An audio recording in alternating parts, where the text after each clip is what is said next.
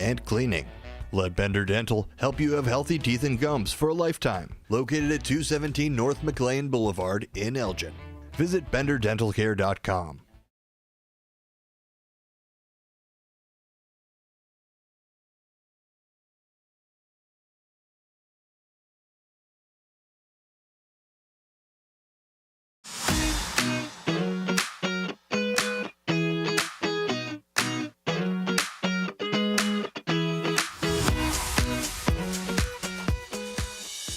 At the law offices of Guthrie and Brady, we are dedicated to providing high-quality legal services at affordable prices. Whether you're dealing with real estate transactions, foreclosures, or will and estates, our experienced team, including Mary Brady, the happy lawyer, is here to help. With over 50 years of experience, you can trust that our attorneys have the knowledge and expertise to handle your legal needs. Our comfortable and welcoming office, along with our professional staff, makes it easy for you to get the legal guidance you deserve. If you're looking for expert legal services you can rely on, contact the law offices of Guthrie and Brady today. Schedule a consultation and let us put our decades of experience to work for you. For more information, visit gandblegal.com. That's gandblegal.com. Experts say regular auto maintenance is one of the most important things for your car. Meineke Car Care Center at 376 Sundown Road in South Elgin covers all your automotive needs. From oil changes, brake services, and emission testing, Meineke's expert staff provides hard work and dedication with the utmost professionalism. Need an oil change? Visit Meineke in South Elgin for their 23-point inspection. Call 847-888-9644. WRMN says thank you to all of our local veterans, like Jerry Christofferson of True Patriots Care. We had the 1,700 flags up across from the wall. That's how many POWs and MIAs from Vietnam are still missing. Plus, we do veterans and first responders funerals. Yeah. And so if you ever drive by a funeral home or a church or a cemetery and you see the flags, you know a soldier died today. Go to TruePatriotsCare.com for more information. And veterans, thank you for your service to our country. Attention restaurant owners, are you struggling with grease trap issues or bulk grease removal? Look no further than Hopkins Grease Company. Serving the greater Chicago area since 1947, Hopkins Grease has been the go-to company for grease recycling and maintenance, offering a range of specialized services for restaurants, big or small. From used cooking oil collection to grease trap cleaning, their full fleet of vehicles and dedicated team of employees ensures fast, efficient service in areas like Elgin, Crystal Lake, Algonquin, and Schaumburg. And they're not just a business. They are part of your community. As a family-owned company, Hopkins Grease is big enough to meet your needs, but small enough to give you personalized, friendly service. And they proudly support America's First Responders through our partnership with America's First Responders Fest. So when you choose Hopkins Grease, you're choosing a company that gives back. Need service today? Call Hopkins Grease at 847-458-4040. We're ready to take your grease worries off your plate. Yes, we are. And you get that one? We're worried we're going to take your grease worries off your plate. Good morning and welcome to Studio 14 in downtown Elgin. It is time for the Tuesday first shift. And I'm Marky B reporting for duty. It is the 12th day of November and the first day starts with our Pledge of Allegiance and with our national anthem. I pledge allegiance to the flag of the United States of America and to the republic for which it stands, one nation under God, indivisible, with liberty and justice for all.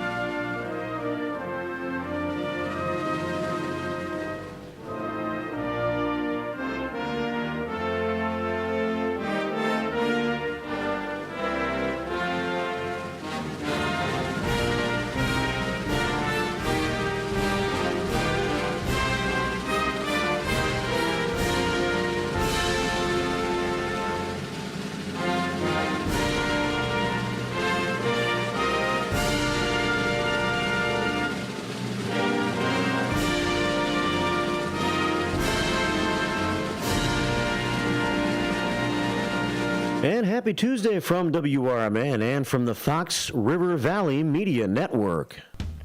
Welcome to the first shift, right here on the Voice of the Valley, WRMN AM 1410 and 96.7 FM. Don't get that excited. I'm only introducing Marky B. Exactly. Featuring local news and sports, your Fox Valley forecast, and local traffic twice an hour at 15 and 45 minutes past. Timely interviews, a radio shopping show preview, milestones and memories, and born on dates of the lates and greats. Elgin Trivia, and all of your phone calls, texts, and Facebook comments as part of the staff meeting. The First Shift is the most informative, entertaining, and interactive morning show in all of the Fox River Valley and beyond. You liar! Well, okay. At least it makes great background noise, whether you're at work, in the car, or at home. Whatever. Your host, Marky B, maintains an upbeat attitude every day despite the fact that he's saddled with an overall lack of talent, a delusioned ego, and false hope for a bright future. Loser. Yeah, he's pretty much a loser. But at least he tries. Loser. Welcome to Studio 14 in downtown Elgin for the first shift on WRMN AM 1410 and 96.7 FM. Loser.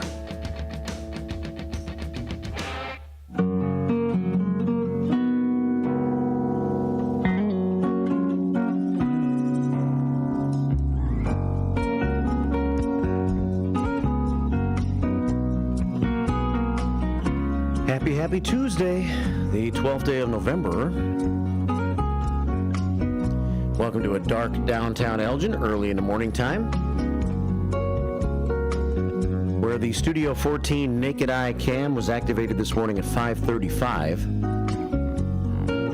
I was able to skirt past the train before it got into downtown Elgin this morning.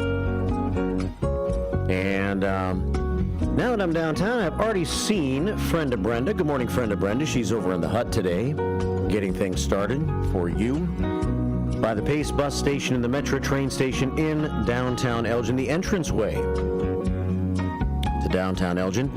And Gregarious Gina is getting the ladies started over on the other side of the radio station where they hang out and drink some coffee and have amazing conversation every day. Oh boy, it's so amazing. And good morning to Cecil Claus, who just went by the radio station north to south on your radio dial. Cecil Claus. Getting ready to celebrate a Tuesday as well. That's right, celebrate a Tuesday. We should celebrate every day. Celebrate every day. They're all important. Hope everybody had a Veterans Day worth remembering. If you had a little time to get to a Veterans ceremony here locally. I'll talk about that a little bit on the show today. I took a bunch of pictures. We carried the downtown Elgin ceremony on WRMN. And Sonar and Dino handled that. I was over there to help them get started. And then I left out of there and went over to South Elgin to see what they had going on at their new Memorial Plaza, Veterans Plaza, over there by the brand new South Elgin Police Station. And that's where I took a bunch of pictures, and I'll show you some of those pictures here on the show today. Because we are on YouTube, we can show pictures and tell you about them. WRMN Radio on YouTube, if you want to join the show this morning that way and watch some of this radio action unfold.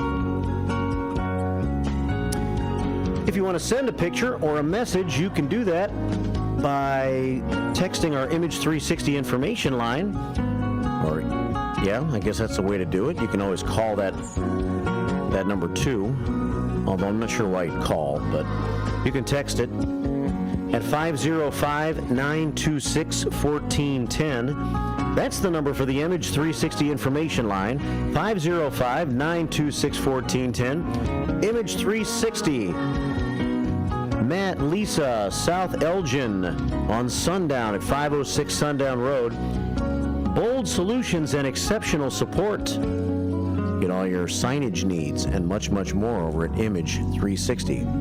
And text me some pictures today. Looks like Becky Blue has sent me at least one early picture. Let me click on her message this morning.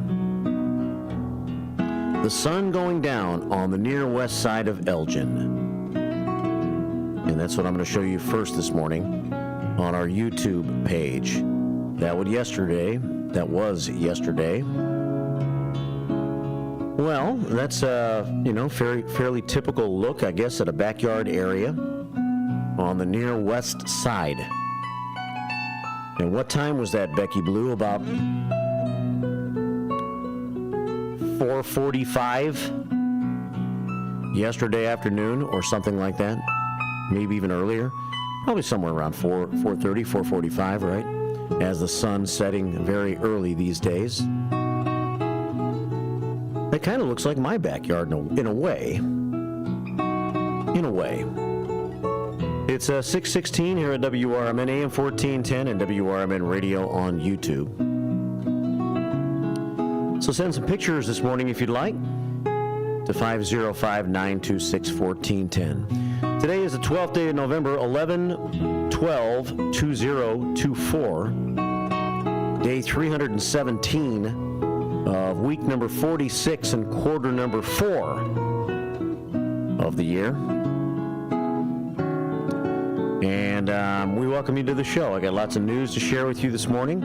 We'll have our news flash service providing you with some news at the bottom of each hour. That's the fancy way of saying 30 past the hour. The bottom of the hour. Top of the hour, we have some national and worldwide news. And I will spray in some stories as I get a chance throughout the course of the morning show as well. Stuff that I've been researching in the last 24 hours or so to share with you. Some of those stories today, let's see. We have a couple of crime time follow-ups from the weekend, a little more information on the Wheeling bar shooting early Sunday morning. It actually, the victim of the shooting was a Hampshire man, 24 years old, from Hampshire. Happened to be up in Wheeling, I guess, and got into the wrong place in the wrong situation at the wrong time and got shot. I'll give you an update on that. Elk Grove Village police are zoning in on several people of interest in a shooting incident that happened there. Also, early Sunday morning at about 4:15. It sounds like they have a good beat on who they're going after, and I'm not sure if they have anybody in custody yet or not, but as of the time of this story, they didn't. But thanks to a lot of ring cams and things of that nature in the neighborhood, they were able to zone in on a car and some suspects, I guess, and we'll get the latest information on that. There was a shooting in Elk Grove Village. A guy got shot in the head. He's going to survive, though. That was over the weekend. Got some other crime times for you as well. Got some Metra news this morning. It almost seems like Metra generated a couple of stories for themselves to put into the Daily Herald. It's just one story. One story is about a veterans train, and another is about holiday trains. So I'll give you some Metra news on the show today. A veterans train and holiday trains provided by Metra. And before too long, I think we're going to start to hear about this situation where people that are a certain age have to retake their road tests to renew their driver's licenses. This was talked about last spring, and it kind of went away. Funny how things kind of get dusted under the tablecloth during election season and election years, right? But now some of these things are going to come back out, and I'm sure this is going to be heard about again, where Illinois drivers age 79 and up have to retake their driver's tests, and a lot of elderly folks are not happy about that. Sorry about the use of the word folks. I don't want to take any words from Joe Biden. That was one of his favorite words. 620 here at WRMN, AM 1410, and WRMN Radio on YouTube. So those are some of the stories that I'm covering this morning here during the news. I got some First Shift 411. Big event going on at Judson University this weekend. That's one thing I'll share. I got a little scam information from the Better Business Bureau, and maybe a little information to pass along from our Senior Liaison for the City of Elgin, Sherry Aschenbrenner, too. All coming up on the show today. Also have a guest coming up in the 8 o'clock hour today, at least for maybe half of it. We'll see how long he can stick around. Rick Kozal is due in the studio this morning at 8. Rick's the city manager for the City of Elgin, and I've got a number of questions and things we can talk about. It's budget season, and we're looking forward to 2025 and some of these projects that will be happening soon in the City of Elgin. So we'll touch base on some of those things. If there's something you'd like to ask the city manager, you can type it up on YouTube at WRMN Radio on YouTube or on our Image 360 information line, 505-926-1410. I suppose also calling the show at 847-931-1410. I haven't gotten that cleared through Rick yet, but hopefully that would be okay if you had something you'd like to ask the city manager. We'll do that in the 8 o'clock hour for a little while. And then coming up at 9, it's our Elgin Time show, where we take a look at Elgin history. So kind of an Elgin-centric morning to a certain degree today, here on your radio station that is based out of downtown Elgin. Elgin Time brings in City Councilman Steve Thoren, who today is going to feature the history of restaurants in the city of Elgin. Could be a very interesting show. Steve doesn't usually take phone calls during the show, but when we've talked about Elgin history and Elgin restaurants in the past, here on the first shift, we've generally gotten a pretty good reaction from people that like to go down memory lane when it comes to old restaurants around here. So I'm not sure if that's something Steve's got time for on the show or not this morning, but I believe his guest is going to be John Paul from Paul's Restaurant, who's 96 years old. A gentleman who I don't think I've ever met. And that'll be in the 9 o'clock hour this morning. So we hope to have a good show. You can always join it by calling 847-931-1410 or by chiming in, as I mentioned, on YouTube or our Image 360 information line today. I'll have the Dumb Daily Holidays presented by No Nickname John and me. We'll see where he goes today, and we'll see what other holidays we can talk about today as we get into our staff meeting here at WRMN. And I need to generate a Bender Dental feel-good story of the day. So let me see what I can come up with that.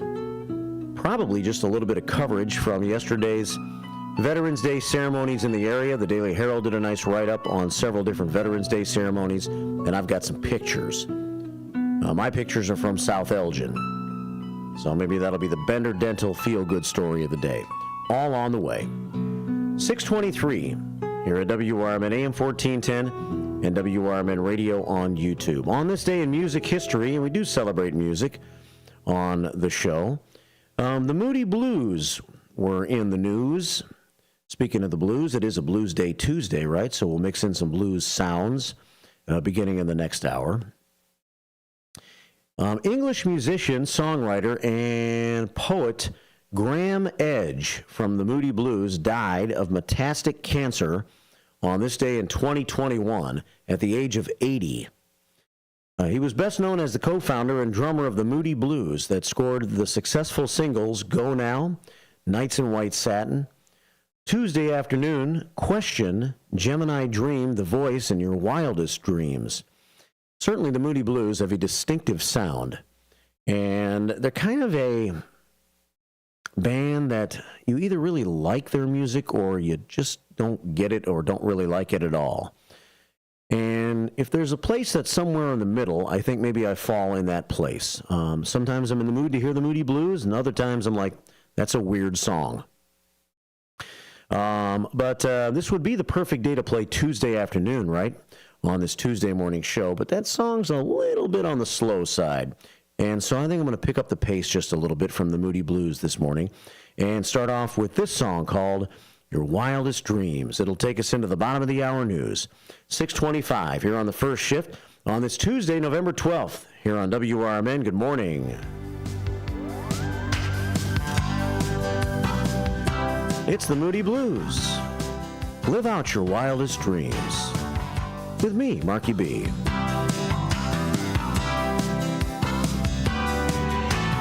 Once upon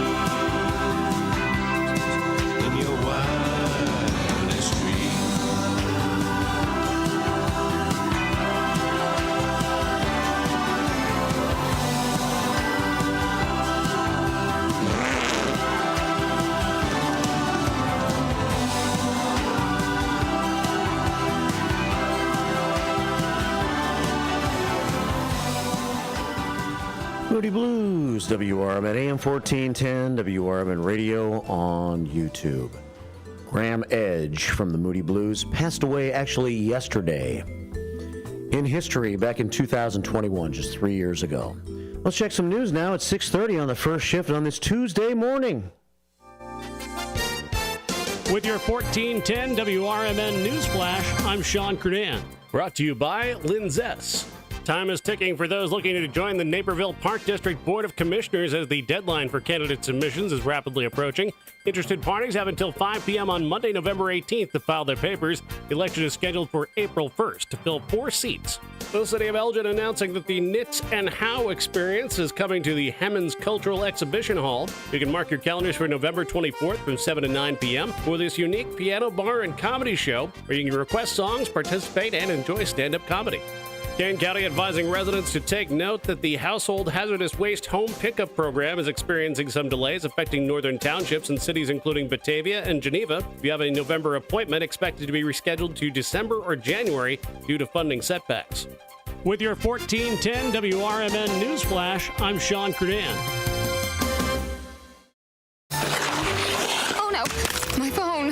Hear that? It's the sound of a skater dropping her phone and smashing it on the ice. Yep, it's definitely broken. But at Verizon, we got you. This holiday, trade in any phone, any condition from one of our top brands and get a new Samsung Galaxy S24 Plus on Unlimited Ultimate and Watch 7 and Tab S9 FE 5G. That's over $1,800 in value. So you'll save big on 3 great gifts. Only at Verizon. Service plan required for watch and tablet. Over $1,800 value based on phone, watch, and tablet. Trade in and additional terms apply. See Verizon.com for details. Drivers who switch and save with Progressive could save hundreds, which could be life-changing.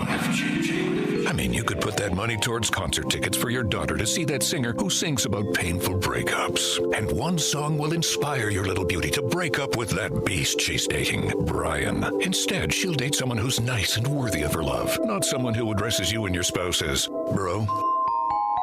And it's all because you could save money switching at Progressive.com. Progressive Casualty Insurance Company and affiliates, not available in all states. Progressive presents the Sports Flash on News Talk Radio 1410 WRMN. 3 straight losses for the Bears after Sunday's embarrassing 19-3 setback at home against the Patriots. Chicago coach Matt Eberflus said there will be changes. NBA Monday night, the Bulls came up short, losing 119-113 at home against the Cavaliers. Cleveland is 12-0 with the win. They're the 8th NBA team to start the season 12-0. The Bulls dropped to 4-7, 1-4 at home. Josh Giddey, 18 points, 8 rebounds, 7 assists. Zach LaVine led the Bulls with 26 points, while Nikola Vukovic and Kobe White added 20 apiece. The Blackhawks are off until Thursday when they visit Seattle. Chicago is 6-9-1, 4-5-1 away from home. Roster move Monday. The team put Andreas Athanasiou on waivers. Bundle auto and home, renters or condo, and save with Progressive. I'm Chuck Sanders on News Talk Radio 1410 WRMN.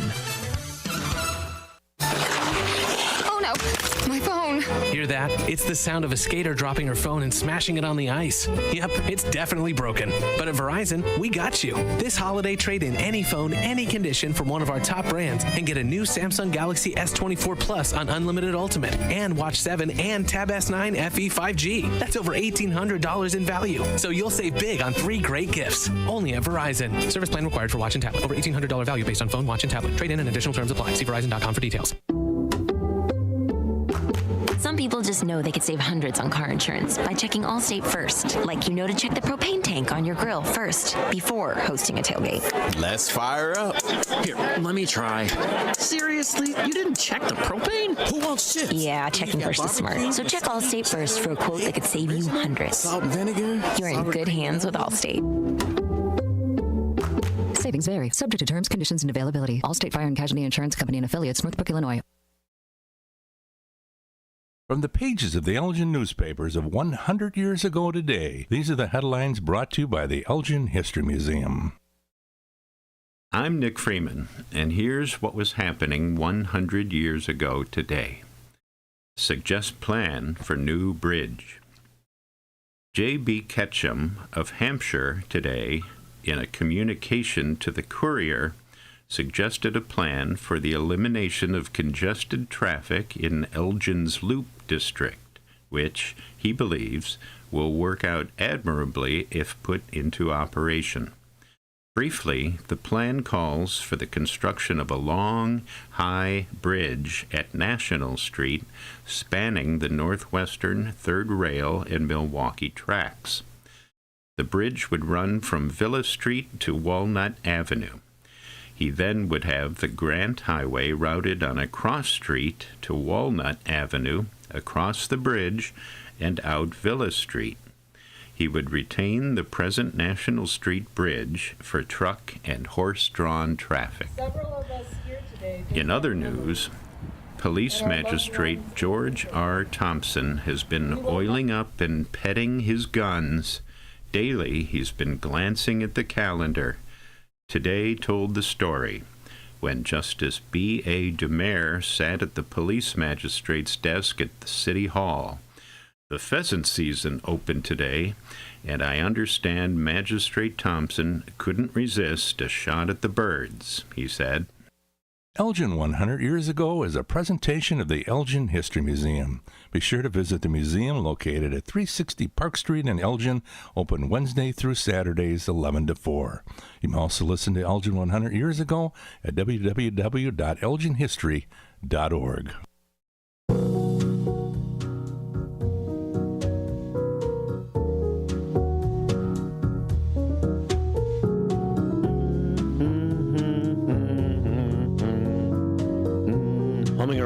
Tuesday. Humming our way into a Tuesday. Gonna be a long day today. Long day for your boy Marky B. As after a long day of work, we're going to have a long meeting at the Elgin Township building tonight. It's that time of the year. All the social service organizations around the area will be presenting and trying to get grants from the Elgin Township. So we've got a lot of listening to do tonight to the great organizations around the area that do great things for our community, like the Community Crisis Center and AID and... Oh, I shouldn't have started naming them off the top of my head because I'm going to name the ones I can think of and forget about the other ones. But there are a lot of social service organizations around here. And so we'll be hearing all about the great services they provide to our area tonight at the Elgin Township Board meeting. Usually we have them on Mondays, but because of Veterans Day, it was pushed off to today and Thursday, 2 meetings this week. There's a lot of presentations. 6:37 here at WRMN AM 1410 and WRMN Radio on YouTube. But that's all right. And yesterday was all right with Veterans Day and all the great ceremonies that we had around here. I will show you a few pics of a part of my day yesterday. Did the morning show, then went over to the ballroom, Heritage Ballroom with Sonar, Dennis Green, and made sure everything was cool over there. And then Dino came over there, and Dino and Dennis took over, and I left there and went to South Elgin. And saw a short presentation put on by the Village of South Elgin on Veterans Day. A very nice setup they have there right in front of the police station, a little Veterans Plaza. And so that was enjoyable, and I'll show you some pictures here shortly. And afterwards, I was about to leave, and a few people were still around, like Elgin Township Supervisor Ken Bruderly and Trustee Janet Regala, and myself and Mike Kenyon. Legendary South Elginian Mike Kenyon was there. And we got a tour of the police department. Mike Danahy was there. Mike Danahy was writing an article for the Courier, so I would look for an article in the next Courier from Mike Danahy featuring the South Elgin Police Department, which will be opening before too long. And it was kind of an impromptu tour. And they asked me if I wanted to go, and I said, yeah, sure. So I got to look inside the new South Elgin Police Department for a while, and I took pictures, and I'll show you what it looks like inside there. So why don't we do that maybe in the next segment at 7, after the 7 o'clock news at the top of the hour. If you want to give you a chance to get over to your YouTube page, if you want to see some shots from inside the South Elgin Police Department and some shots of the Veterans Plaza in South Elgin. WRMN Radio on YouTube. That's WRMN Radio on YouTube. All right, it is 20 before 7. There's 3 ways of contacting the show, of course. I'm going to get into some news in a moment. But the 3 ways are on YouTube, as I mentioned, at WRMN Radio on YouTube, where Dennis D. Not So Young is the king of YouTube today. He says, good morning, first shifters. Have a great day, from Dennis D. Checked in this morning at 6:05 and beat his big buddy, the big boss man, to the punch this morning. Beat him to the punch. Ooh, Dennis D. Not So Young struck first today. And he was at the American Legion yesterday for lunch. I was thinking about going over there for some stew after I was finished with South Elgin, but got a phone call from Dino, and he and Sonar went over to Ray's Family Restaurant, had lunch over there, and invited me to come have some lunch with them, so I ended up there instead. But Dennis was over at the American Legion having some lunch, I guess, and he ran into Roger Taylor, who's got the arch-rival hippie van in town. And I guess Roger has an extra antenna that might fit my hippie van. Hippie fan powers activate. And I got to call Roger, see if he's got that antenna. I could use one. My reception of the radio is fairly iffy with no antenna, basically, on the old hippie van. 641 here at WRMN. Then I'm probably going to have to go take the old copper creeper down the road to South Elgin, maybe, and visit Brad, who's been working on the copper creeper when it's got a little issue or two. It seems as if my battery is losing power by the day, and it shouldn't be. It's a brand new battery. So, do we have another alternator issue on the hippie van? I think maybe so. Still starting, but it's starting awfully slow these days. 642 here at WRMN. So good morning to Dennis D. Not So Young, and the Big Boss Man checks in. He says, good morning, Marky B and First Shifters. Have a great day from the Big Boss Man, sending 20 prayers to our prayer scoreboard.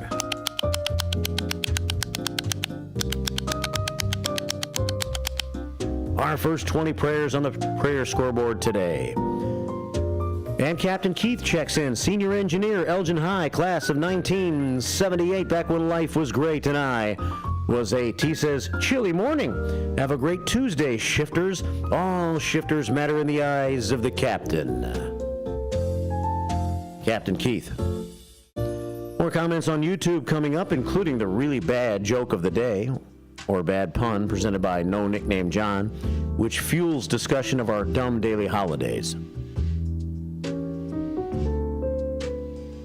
You can also reach out on the Image 360 information line at 505-926-1410. Like Linda Carter did.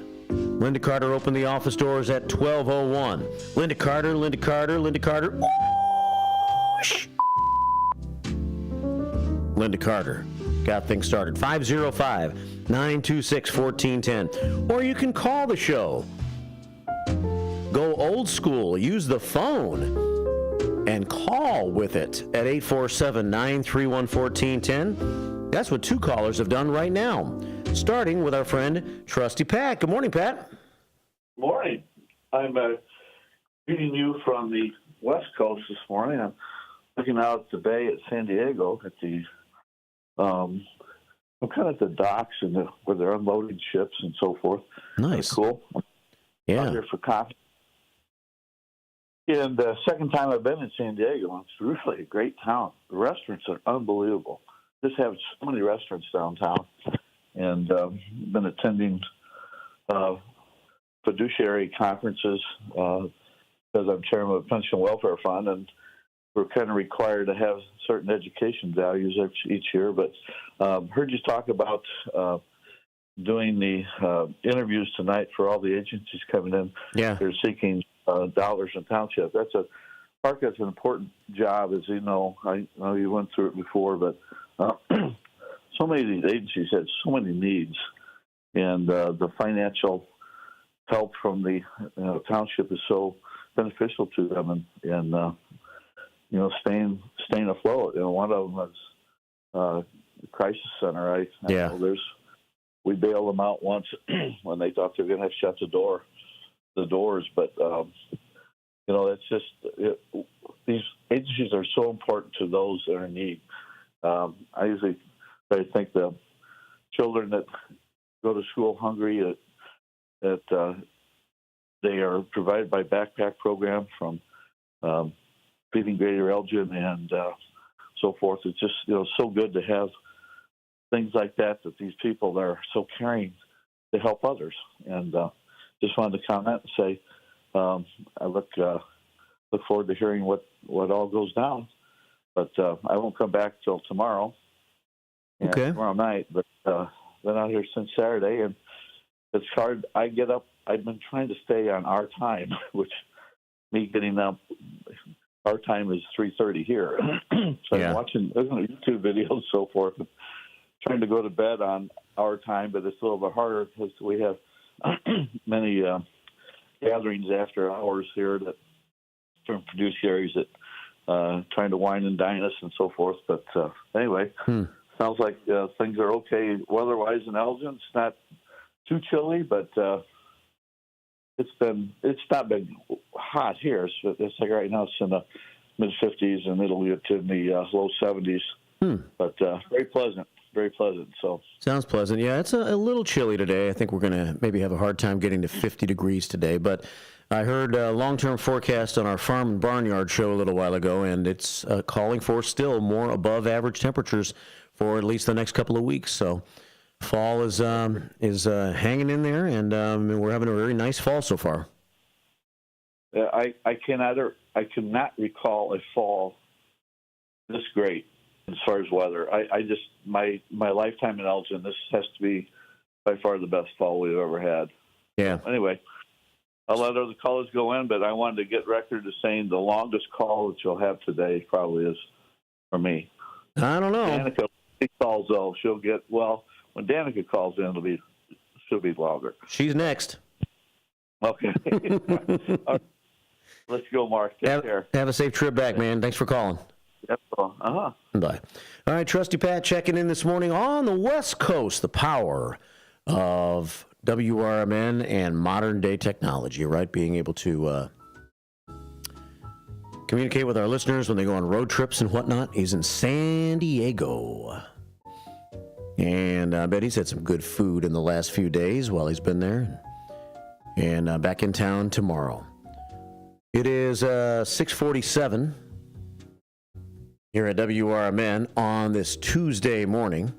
Yes, Derek is on the line at 847-931-1410, and she's calling from Australia. So we'll go from San Diego, California, to Australia with our first two calls of the day on a radio station in the Fox River Valley.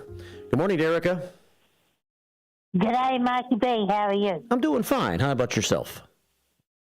I'm good. That's good. What's new? I'd like to say g'day to Hector Soto and the family, and to Brendan when he comes online. Yeah. And I sent the postcards off today. I went to the post office today. Okay. First thing I did was go there and sent them off with a note card in a pink envelope with flowers on it. It's in a pink envelope with flowers on it? Native flowers, yeah. Waratah flower. Okay. It's a big red round flower. Cool. So it's officially in the mail now, your postcard or whatever you're sending to the radio station, and it's leaving on Tuesday, November the 12th. So we'll see how long it takes to get here. Yeah, there's more than one postcard. Okay. I don't know how many, I didn't count them all, but there's, I think, about 8 or 10 postcards. 8 or 10 postcards? Yeah. Wow. It separately or all a part of the same package? No, they're separate ones, and they're all single postcards, and they've all got different pictures. Okay. I couldn't decide to send which one, so I sent them all. Well, that's cool. So, and they have pictures? They're postcards with pictures of Australia or what? Yeah. Yeah? There's one of Waltzing Matilda. It's of that song, Waltzing Matilda, and that pictures of a fragment and the whole story of the song. And there's one with a koala on it, and then there's one with native flowers, and then there's one of the Warwick-Rodeo, and there's one of native animals and birds, and they're very nice. Mm. Did you just put your hand over your mouth? No. Oh, you went from nice and clear to very muffly. How's this? It sounds like it's better. Do you like change the way you're talking to me in the middle of your phone call, or does something just change? I must have done it on its own because I didn't do anything. Oh, okay. Well, I think that's cool, and we're looking forward to getting them. And when those postcards get here, I will either show them on YouTube by like holding them up to the camera, or maybe I'll take some pictures of the cards with my phone and text them to our Image 360 information line so I can show them that way. Okay. That'll be cool. It should probably take about 2 weeks, roughly. About 2 weeks, you think? That long? Yeah. Okay. Yeah, 2 weeks to get there, roughly about that long. So maybe right before our Thanksgiving, then, will be show and tell of your postcards. I think so, yeah. Yeah. All right, cool. Well, thanks for doing that. That'll be fun.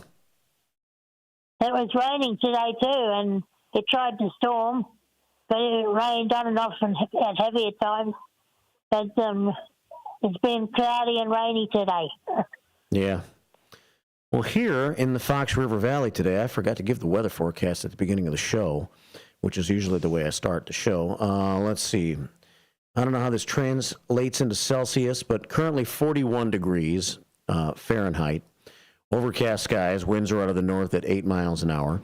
Gradually becoming sunny today, cloudy this morning. It's kind of overcast right now, but then gradually becoming sunny with a high of 48, so kind of a chilly day today, but still sunshine, not bad for November. Tonight, 36 with increasing clouds. We've pretty much been staying above the freezing mark a little bit. Even on our coldest nights, about freezing is about as cold as we've gotten so far. Tomorrow's high about 53 degrees with a 30% chance of showers. Rain tomorrow night. So that's our next regular rainfall will be tomorrow night, an 80% chance with a low of 45. Then Thursday, the rain tapers off, mostly cloudy with a high of 54. Then Friday, Saturday, and Sunday look pretty good. Some sun, some clouds, mid-50s on Friday, 56 Saturday, and 57 on Sunday. So that's not a bad fall forecast for us, Derica. Only one little rain episode, and that's tomorrow night. Yeah. Yeah. On that note card I sent off with the postcard, it's got flowers on it too. Okay, cool. Flowers. Awesome. Well, great. Well, thanks. We look forward to that, and thanks for calling this morning. You're welcome. No problem. All right. We'll talk to you soon. Okay, then. Okay. Bye.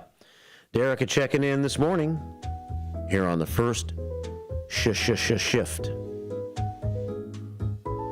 6:53 here on WRMN. So we'll get postcards from Australia. That'll be cool. That'll be fun. And then maybe if your address is on the postcard, Derica, which I'm sure it is, return address, then we'll have your address and we can send you something back. How about that? That'll be cool. So from San Diego to Australia is where we start the day today on the first shift, 6:54 here at WRMN. Let's see. Well, it is already 6:54, isn't it? Rick Kozal is going to be in at 8 o'clock this morning, talk about some Elgin. I say the word issues, but issues sounds negative, doesn't it? We'll talk about the budget. We'll talk about projects. Talk about taxes. Maybe we'll talk about the homeless for a minute. And what am I missing? You're welcome to fill in the blanks if you want to by calling between 8 and 8:30 this morning, or kick back and listen, whatever you want to do. But I'll be watching YouTube at WRMN Radio on YouTube, and we'll be checking out the Image 360 information line, 505-926-1410. It's 6:55, so I guess we'll go with some news, some pictures, and some First Shift 411, all after the top of the hour break. In the next hour, let's just finish this one with a couple of more comments and maybe a little music to close out the hour. We say good morning to No Nickname John. You ready for him today? He's been on a pretty hot streak lately. He took yesterday off to just salute Veterans Day. But No Nickname John says, good morning, First Shifters. It's National Happy Hour Day. Well, not for me tonight. Not for me tonight. My happy hour is going to be spent being happy listening to presentations from social service organizations. But that's okay. Can't have happy hour every day. And that'll be happy enough. I know that Greenwich has a mean time, says No Nickname John, but do they ever get to have a happy hour? I know that Greenwich has a mean time, but do they ever get to have a happy hour? Oh, meantime, happy hour. Please be quiet. This needs to stop now. Shut up! It took me a minute. But I think I finally got that one. Thanks, no nickname, John. 7. 7 in my book today. A solid 7. The fact that it took a moment for me to get it, I think gets you an extra point, I guess. 6:56 here at WRMN. The other dumb daily holidays of the day. Let's see what we have here for you. And I kind of like some of these holidays. It's Chicken Soup for the Soul Day. Taking its name from the inspirational book series Chicken Soup for the Soul, the holiday is about reflecting on and celebrating where you've been and where you're headed. According to multiple online sources, the publisher of the book series, Chicken Soup for the Soul Publishing, has said the day is a celebration of who you are, where you've been, where you're going, and who you will be thankful to when you get there. That's worth thinking about. That sounds like a topic one day here on the show. Maybe I'll try to save that one. I think old Elliot Serrano is going to be here tomorrow with me in the 8 o'clock hour. I have to touch base with Elliot to confirm that, but maybe we can talk about a topic and see if we can get something stirred up. So it's Chicken Soup for the Soul Day. It is also Fancy Rat and Mouse Day. Fancy Rat and Mouse Day here on the show. Let's see what that means. Fancy Rat and Mouse Day celebrates fancy rats and mice, it says here. What is a fancy rat or mouse? Fancy rats and mice may be both show animals and pets, and their coats come in a variety of colors and patterns.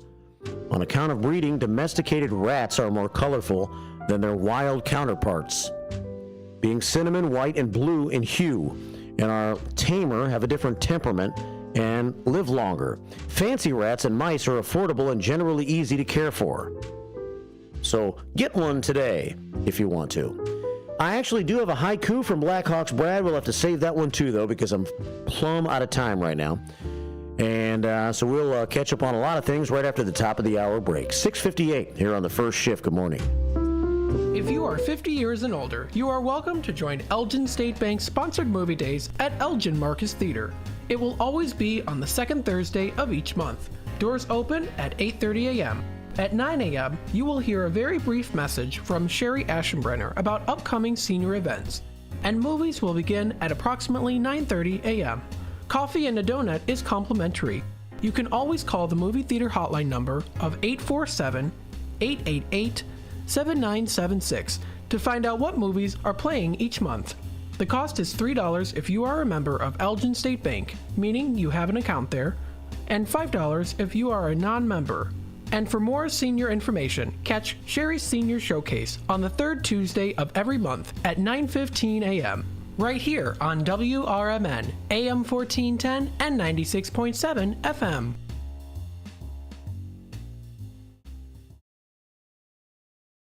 Your hometown radio station since 1949. We are WRMN, AM 1410, Elgin Time, 7 o'clock.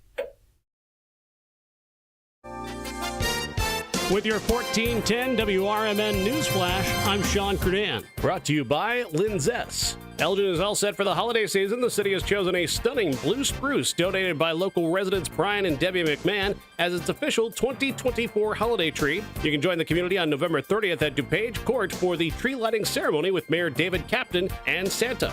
The City of Elgin has released the annual budget powered by ClearGov. The transparent platform allows everyone to easily understand and explore how the city allocates funds to improve community services. Find a link on the City of Elgin social media. Kids who want to make sure that Santa gets their Christmas list this year can drop off their letter to Santa from November 15th to December 18th at the mailbox in front of the Edward Schock Center with no postage needed. Don't forget to include your return address to get a reply from Santa himself. With your 1410 WRMN News Flash, I'm Sean Credan.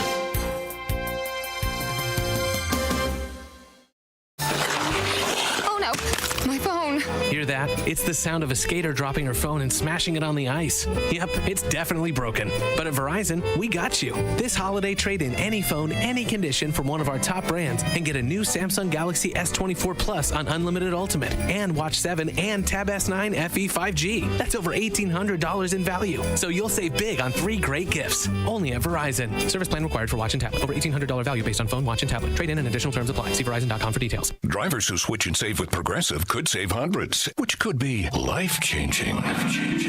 I mean, you could put that money towards concert tickets for your daughter to see that singer who sings about painful breakups. And one song will inspire your little beauty to break up with that beast she's dating, Brian. Instead, she'll date someone who's nice and worthy of her love, not someone who addresses you and your spouse as bro. And it's all because you could save money switching at Progressive.com. Progressive Casualty Insurance Company and affiliates, not available in all states. Get ready for Around the House every Saturday night from 5 to 7 p.m. on WRMN AM 1410.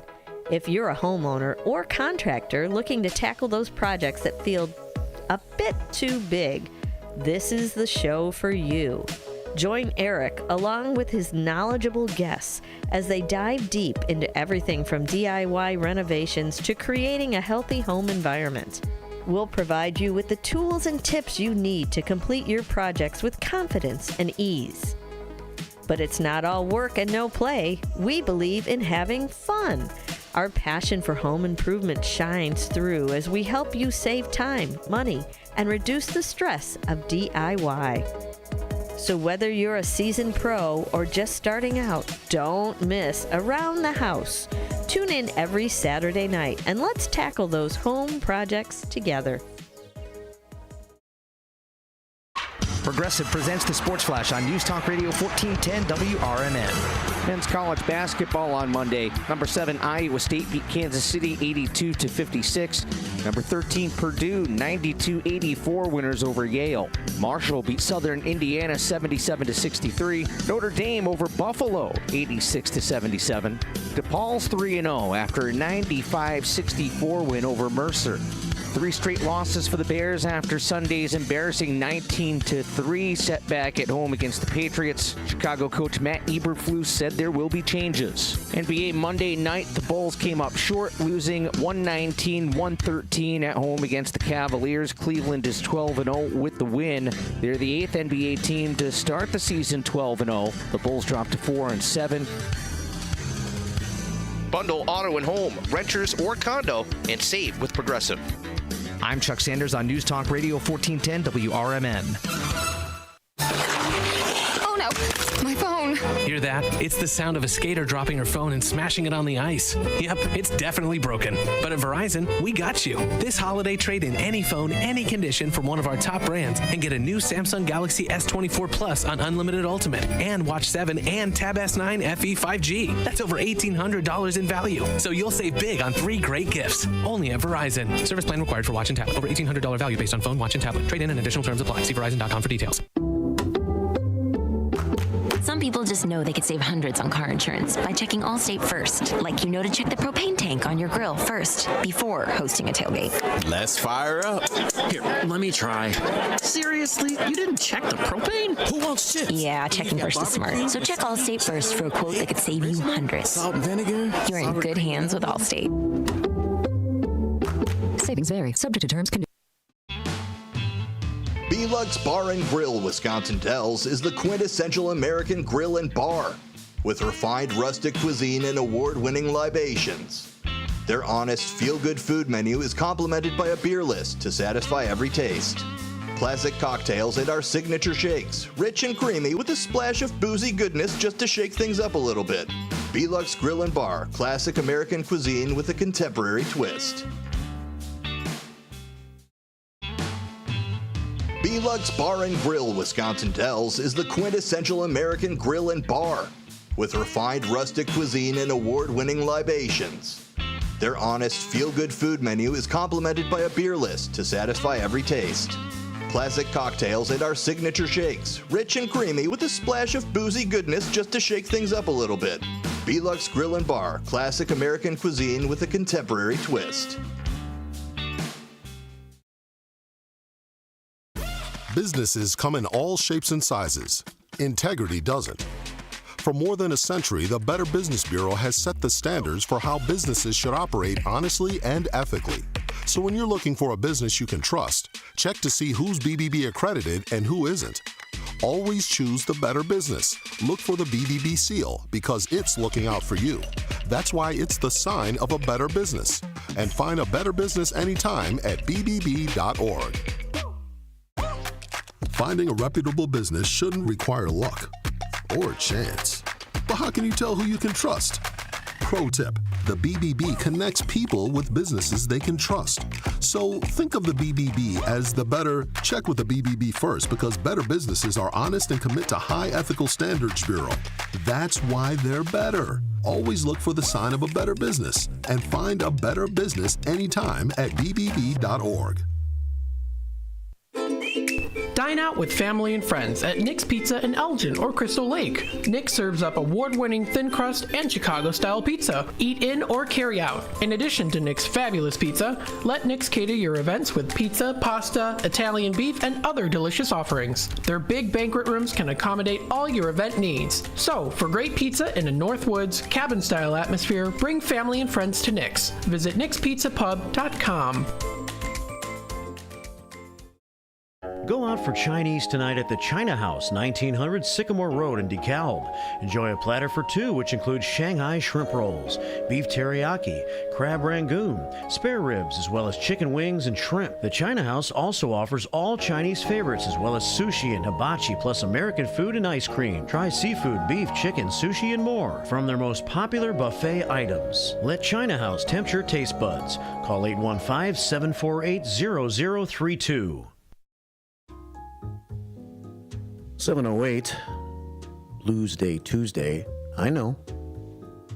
Calm yourself, Westside. Calm yourself. I know. This is not blues. Here it comes right now. Now I got two things going at the same time. I have blues and jazz. You enjoying that? Two things together?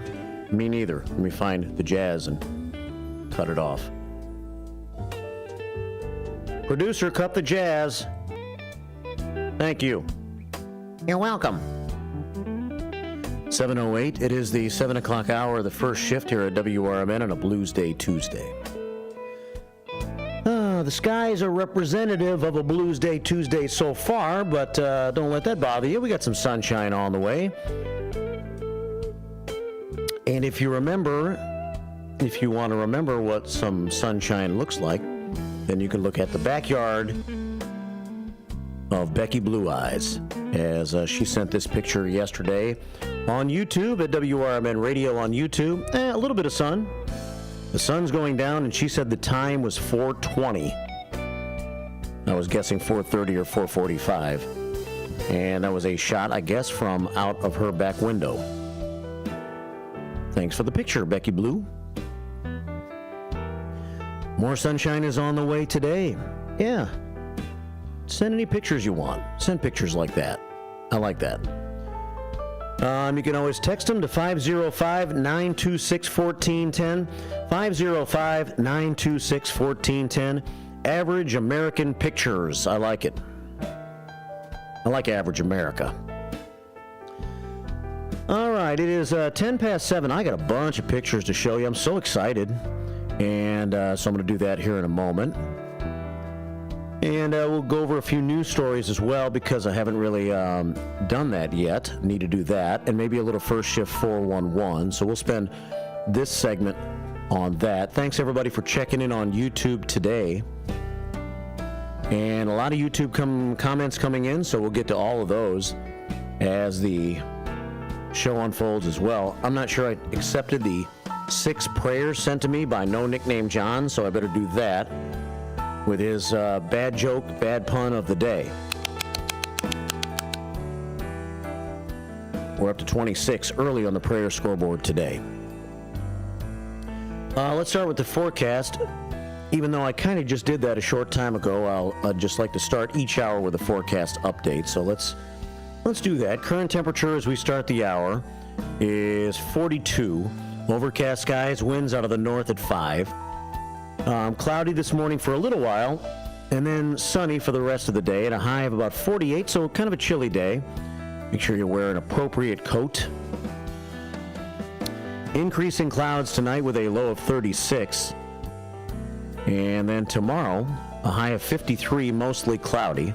A 30% chance of a shower, turning into an 80% chance of rain tomorrow night with a low of 45. And then the rain goes away, maybe a lingering shower early Thursday. Then mostly cloudy, becoming sunny later Thursday with a high of 54. It looks like Friday, Saturday, and Sunday all look pretty nice right now. 55 on Friday, 56 Saturday, 57 Sunday. And as I was mentioning to Pat, as I was getting ready for my show today, they were doing the long-term forecast on the Farm and Barnyard Show with Delois and Rita. And the weather guy on that show was saying he does not see any really bad weather coming for at least the next couple of weeks, so it's going to stay mild. And Trusty Pat says, I can't remember a fall that has been so mild for so long. Well, we were talking about that yesterday over in South Elgin. Like then I was talking to Craig Pierce, who used to have his Friendly Voice of the Village show here on the station, and I was talking to Chris Merritt, a friend of Larry Jones and former South Elgin police officer, and I'm not sure who was all in the conversation, but we were talking about the weather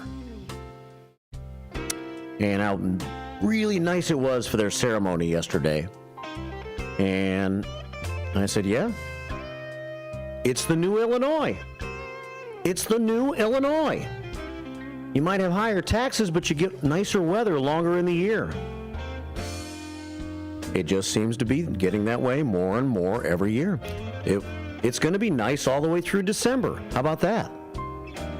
And then we might get a little winter in January and February, and then it's going to get nice again.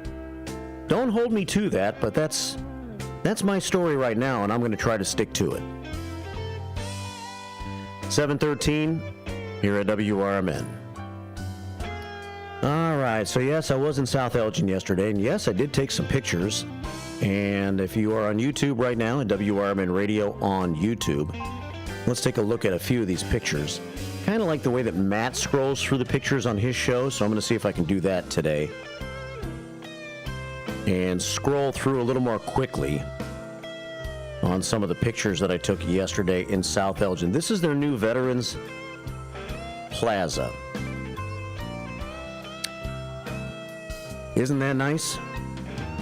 And that's Jennifer Barconi, I believe one of their trustees, that is about to speak at the podium.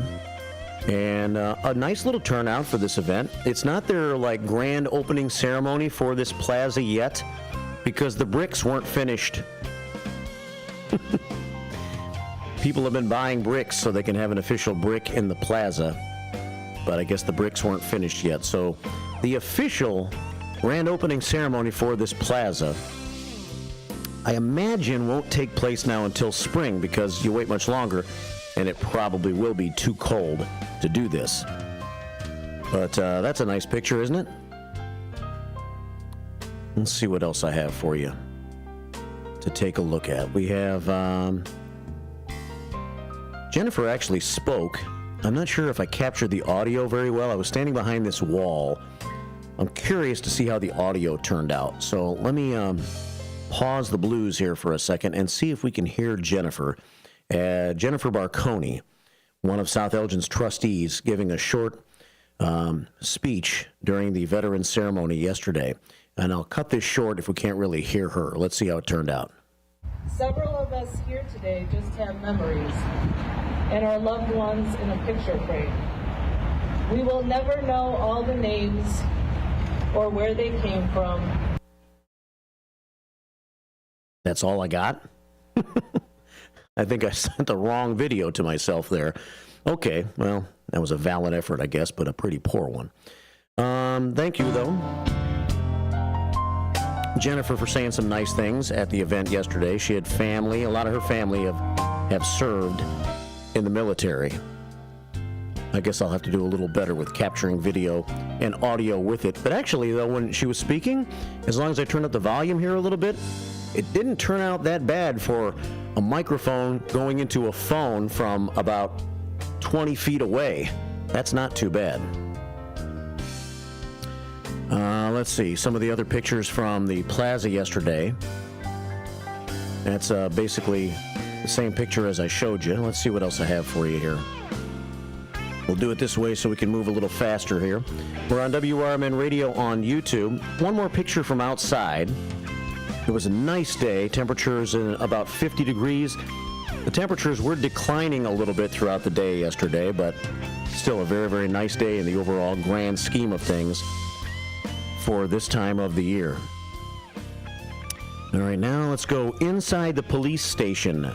We walk in the police station, and there's the lobby of the new South Elgin Police Station. Everything's clean. I'm sure it'll stay clean, but no one's in the police station yet, so it's still empty. And so that was the lobby of the South Elgin Police Station. Here's another picture of the records room in the South Elgin Police Station. Soon to be open. In a couple of weeks, they're going to have an open house, I think, for the public, And if it's for the public, I'll remind you about that if you want to take a walk through yourself and see what, if you live in that area or you're curious about what a police station, a new one, looks like. How about the jail cell? You want to see that? How about the jail cell? Well, if you're the first prisoner, you'll have a really nice jail cell, nice and clean. There it is. Big steel door. Is that a little sink on the right there and a little place where you can lay down? Maybe they'll give you a blankie. Or maybe you shouldn't go there. I'm just saying. But you could say you're first. You could still say you're the first one to ever be in the new South Elgin jail if you get in trouble right away. Here's another picture of the hallway leading into the jail area. There were 2 jail cells there, and then there's another hallway with 2 more jail cells. And you see straight ahead there at WRMN Radio on YouTube at the back, that's a shower. Now, are they going to put up a shower curtain or no? Or do you just have to be buck naked when you go in the shower? I don't know. The shower curtain is not up yet if they're planning on putting a shower curtain up. Let's see. Here's another good one for you. I just took a picture of a couple of the badges that they had up on the walls. I thought that was kind of a nice, would make a nice picture, so I took a picture of that at WRMN Radio. South Elgin Police. Professionalism, community, compassion, integrity. That's what it's all about. And I took another picture of a decal that was up on a window. Here it is. The Community Action Team. Ready to protect. South Elgin Police Department, proud to serve. That was a decal that was up on one of the windows. And, oh boy, they got a nice little lounge area. Here's that. That's the kitchen. When the police are on break, they got an island there, a nice little bar area there, and wish my kitchen looked like that, right? Big old kitchen with a stove, and the refrigerators aren't in yet.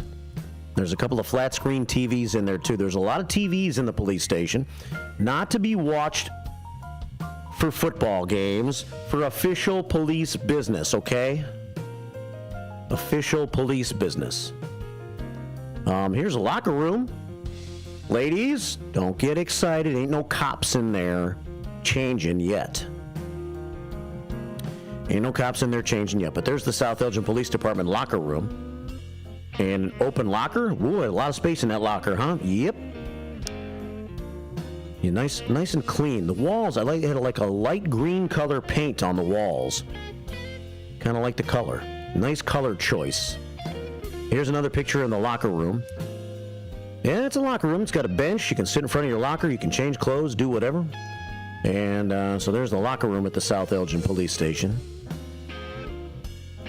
And one more picture on the way out of the different South Elgin Public Safety Center representatives as of right now. My friend Greg Leisure was there. He kind of welcomed me when I first showed up. Steve Ward, village president, nice guy. I don't know some of the other trustees. Jennifer gave a nice little speech yesterday over in South Elgin, Jennifer Barconi. I saw the chief, Jerry Krozik, yesterday, and thanks to Brian Polkingham, the deputy chief of police, for giving us that tour. And also a shout out to Kim Washer. She was there yesterday, the director of Parks and Rec, and kind of was the MC of the ceremony. So there's that. And one last picture for you during this show and tell session today. Afterwards, I'm a food picture taker guy. So here's a picture of my chicken sandwich from Ray's with some fries, some mustard, and I think I had a Coca-Cola. There you have it. Hope you enjoyed the show and tell from me. Thanks for sending pictures, everybody. I'll show your pictures as the show goes on. 847-931-1410. My visit to the veteran ceremony in South Elgin yesterday, and the tour of the police station, and then a chicken sandwich thanks to Dino over at Ray's Family Diner. I was going to get a burger, but we had burgers for dinner last night. If you're keeping score at home on Marky B's menu scorebook. No one cares! 7:22 here at WRMN. All right, let's get into some news a little bit now. We'll get back to some pictures and some more comments for you in just a few minutes when we get back from the bottom of the hour break, but I really haven't gone into my own news yet today, so let's do that now. And see what I have. I do have some follow-ups for you. Crime Time follow-ups here on the show. We start in Wheeling. Crime Time follow-ups from the weekend. Wheeling police said a person of interest is now in custody in the fatal shooting of a 24-year-old Hampshire man at a Wheeling bar early Sunday. Jacob Taylor of Hampshire shot following an altercation just after 2 a.m. on Sunday at the Social Bar and Grill at 401 East Dundee Road. Wheeling Deputy Police Chief Al Steffen said investigators are interviewing witnesses and patrons to independently corroborate the events leading to the shooting. Say the word corroborate 5 times fast. Jacob Taylor was transported to Advocate Lutheran General Hospital in Park Ridge, and he was pronounced dead. So that's sad news for the Hampshire community this morning. And Mike Reed, the MR2, the mayor of Hampshire, has checked in, so we'll see what he's got to say in just a few moments when we get back to our Image 360 information line. MR2 will be here Thursday morning in the 8 o'clock hour to join me. We'll talk about topics, stories, whatever's on your mind, from Hampshire, from Elgin, from anywhere in the Fox River Valley. Good to have Mike Reed in as a part of the show. Thursday mornings in the 8 o'clock hour right now. 7:24 here at WRMN. Meanwhile, in Elk Grove Village, police said yesterday they've identified several persons of interest in the shooting of a man outside of a home. No one in custody yet, according to Deputy Chief Scott Eisenmenger. That was of the time of this story from the Daily Herald yesterday. Eisenmenger said videos retrieved from doorbell cameras on the 500 block of Dogwood Trail, along with license plate reading cameras and other cameras, have proved invaluable in helping police identify the persons of interest. Investigators have also identified a dark-colored sedan that may have been involved in the shooting. Patrol officers found a man with a bullet wound to the head on the 1200 block of Aspen Lane in Elk Grove Village, about a block away from the driveway of a home where the shooting was reported at about 4:15 a.m.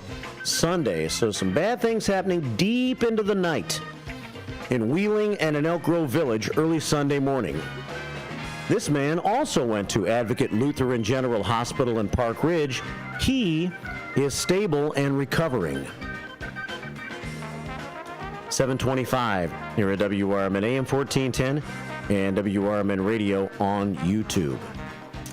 Let's see. I think that's all the time I have for Crime Time right now, because the next crime story I have for you is kind of long. So I'll save that one until maybe a little bit later in the show. 7:26. Got some Metro stories. Let me do one quick Metro story, and then we'll take one quick phone call before the bottom of the hour break. Metro has debuted a unique locomotive honoring veterans. Active duty service members and reservists that will operate throughout the system this fall and winter. Be on the lookout for the Metro locomotive that honors veterans. The engine displays a bald eagle on the front, decorated with the American flag and silhouettes of military members saluting. Unveiling the locomotive on Veterans Day was important as Metro has strong ties to our nation's armed forces. More than 300 veterans and reservists currently at work on our railroad, says Executive Director Jim Derwinski of Metro. The locomotive will operate this month on the Rock Island line, then shift to the BNSF and Milwaukee District routes in December. So maybe they'll come through Elgin in December on that particular Metro locomotive. In January, it'll run on all three Union Pacific lines. Metro has a history of hiring veterans and partners with the U.S. Army on a program to connect employers with former service members. So, way to go, Metro. It's a good-looking train. I saw the picture of it in the Daily Herald. All right, let's take a quick phone call, then we'll catch our 7:30 news and sports, and I'll come back with more comments and news stories and things of that nature in the next half hour as the first shift staff meeting continues. I still have, guess I have the Bender Dental Feel Good story of the day for you I still have to get to as well. So I'll do that. Right now, we'll take a phone call. I think we're going down under one more time. Hey, Derica. Hi, I forgot to mention something before. Okay. What's that? My address is on the back of the envelope. Yes. And I've been doing some more rosary beads, and I've got 9 more strings left for the beads to go on. Then I'll have to ask Rita to send me some more strings. Oh, cool. Well, that's awesome. So, yeah, I think when we get your postcards and stuff, since your address will be on there, we'll corroborate and collaborate and all those fancy words and send you something back. How about that? That'll be good. My address is on the back of the envelope. Okay. I'll make sure I check the back. Oh, yeah, and it's got scented stickers on there, too. Pardon me? It's got scented stickers on there. Okay. Perfect. All right, well, thanks for checking back with me, Derica. Okay, then. Have a great day. Yeah, you too. Okay, take care. Derica checking in from down under one more time. Yep, I had a feeling that return address might be on the postcard. So what can we get Derica, huh? What can we first shifters get for Derica to send her back when we get the cards from her? Let's think about that. I'm not sure if we should say it on the air, though, because then she'll know. I don't know. What do you think? It'll give us something to talk about. I'm just kidding. We always have things to talk about. It's 7:30 here at WRMN AM 1410 and WRMN Radio on YouTube. Rick Kozal coming in the next half hour. When I say next half hour, I mean between 8 and 8:30. Plenty of time for news and First Shift 411 and your comments, too. And then Steve Thoren's in at 9 o'clock with Elgin Time. With your 1410 WRMN News Flash, I'm Sean Curdan. Brought to you by Linzess. Kids who want to make sure that Santa gets their Christmas list this year can drop off their letter to Santa from November 15th to December 18th at the mailbox in front of the Edward Shock Center with no postage needed. Don't forget to include your return address to get a reply from Santa himself. Elgin is all set for the holiday season. The city has chosen a stunning blue spruce donated by local residents Brian and Debbie McMahon as its official 2024 holiday tree. You can join the community on November 30th at DuPage Court for the tree lighting ceremony with Mayor David Captain and Santa. The City of Elgin has released the annual budget powered by ClearGov. The transparent platform allows everyone to easily understand and explore how the city allocates funds to improve community services. Find a link on the City of Elgin social media. With your 1410 WRMN News Flash, I'm Sean Curdan.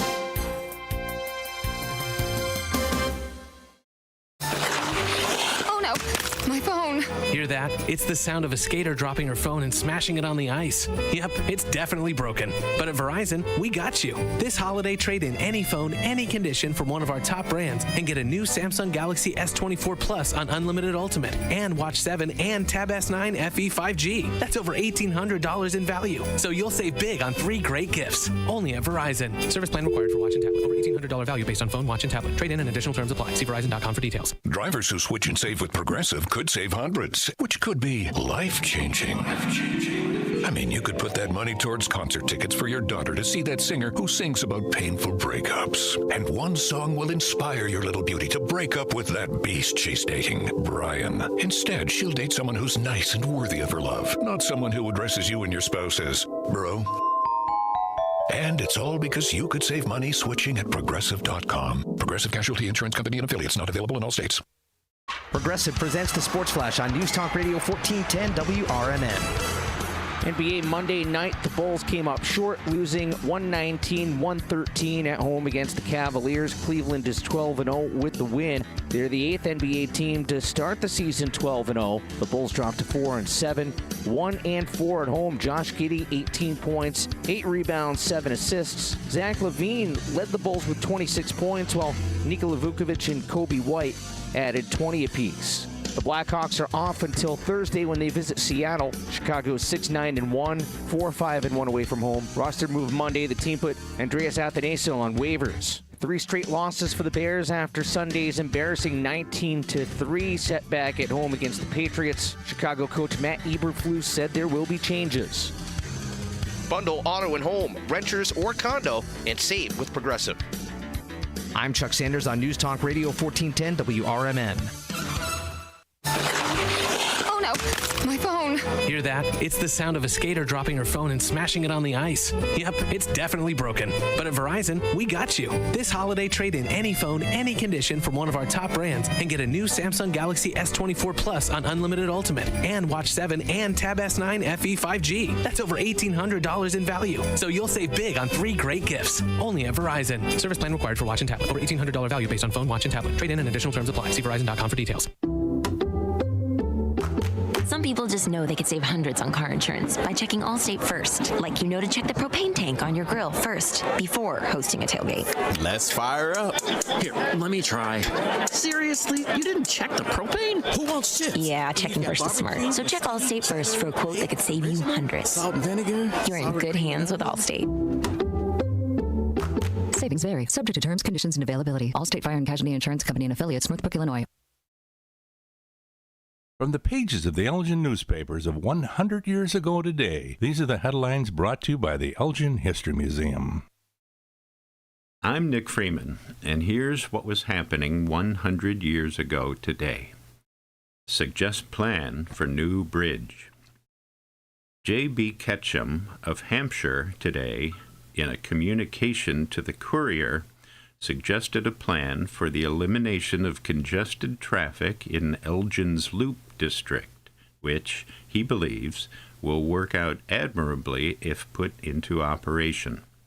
Briefly, the plan calls for the construction of a long, high bridge at National Street spanning the northwestern Third Rail and Milwaukee tracks. The bridge would run from Villa Street to Walnut Avenue. He then would have the Grant Highway routed on a cross street to Walnut Avenue, across the bridge, and out Villa Street. He would retain the present National Street Bridge for truck and horse-drawn traffic. In other news, Police Magistrate George R. Thompson has been oiling up and petting his guns. Daily, he's been glancing at the calendar. Today told the story when Justice B.A. DeMare sat at the police magistrate's desk at the City Hall. The pheasant season opened today, and I understand Magistrate Thompson couldn't resist a shot at the birds, he said. Elgin 100 years ago is a presentation of the Elgin History Museum. Be sure to visit the museum located at 360 Park Street in Elgin, open Wednesday through Saturdays 11 to 4. You can also listen to Elgin 100 years ago at www.elginhistory.org.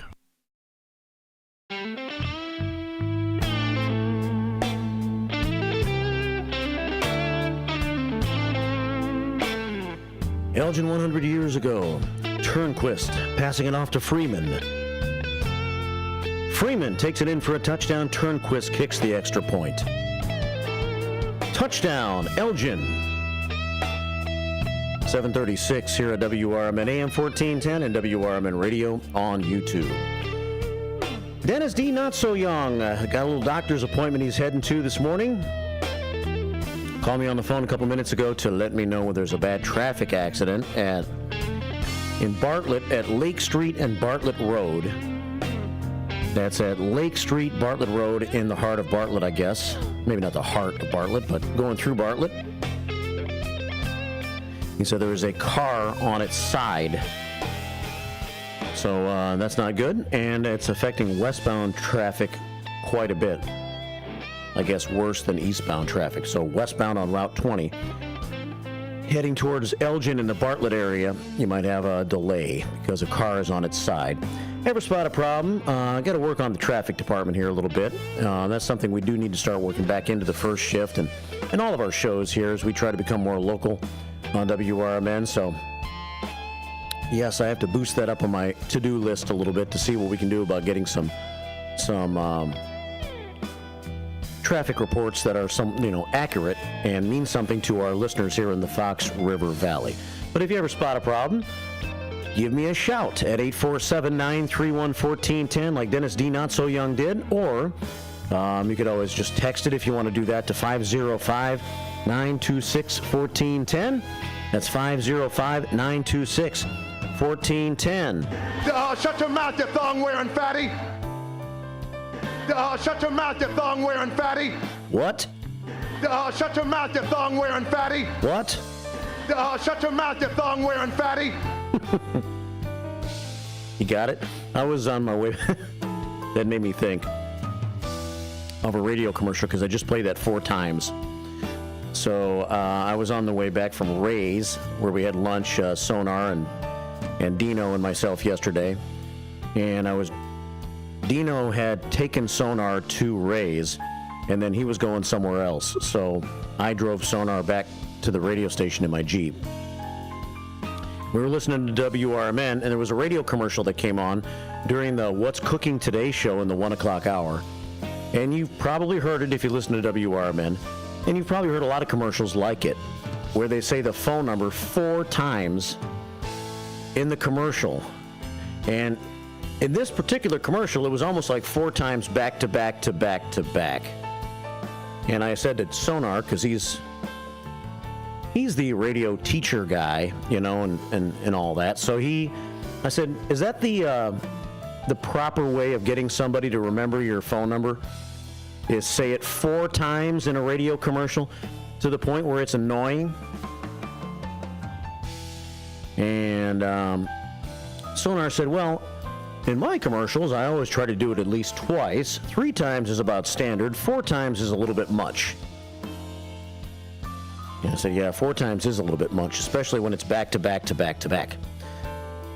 7:39 here at WRMN AM 1410 and WRMN Radio on YouTube. But you got to sell that product.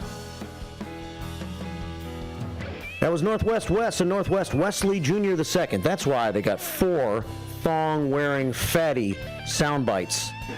Shut your mouth, you thong-wearing fatty. Now it's time for you to shut your mouth. You thong-wearing fatty. 5 times is way too many. 7:40 here at WRMN. Northwest West sent some pictures. Let's see. He was at the Veterans event. And is that the one over at St. Mary's? Yes, it is. Northwest West sent 2 pictures of the event that he was a part of over at St. Mary's Church yesterday. And here are those pictures right now. Rolling Thunder. The fellas from Rolling Thunder walking down the aisle, the center aisle at St. Mary's Church.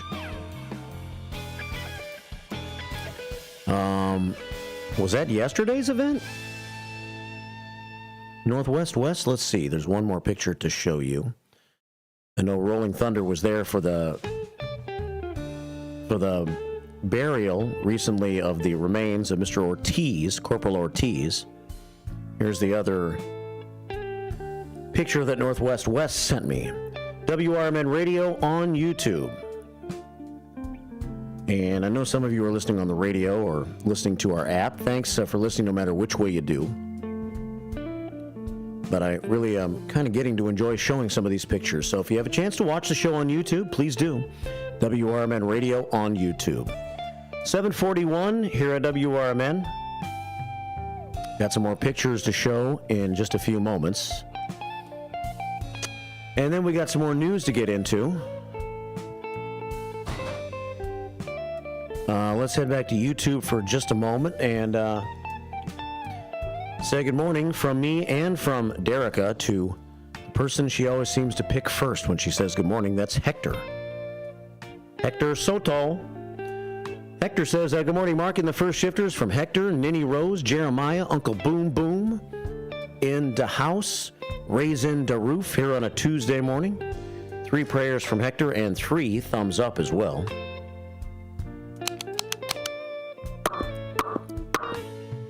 $7:42 here at WRMN. And he says, good evening, Derica. Good day. Linda Carter checks in. Good morning, First Shifters. Have a blessed day from LC. Linda Carter checking in on YouTube. Good to hear from Trusty Pat last hour. He's living the dream in San Diego for a few days, being wined and dined in one of the greatest cities around. It seems like I've never been to San Diego. I've been to California many times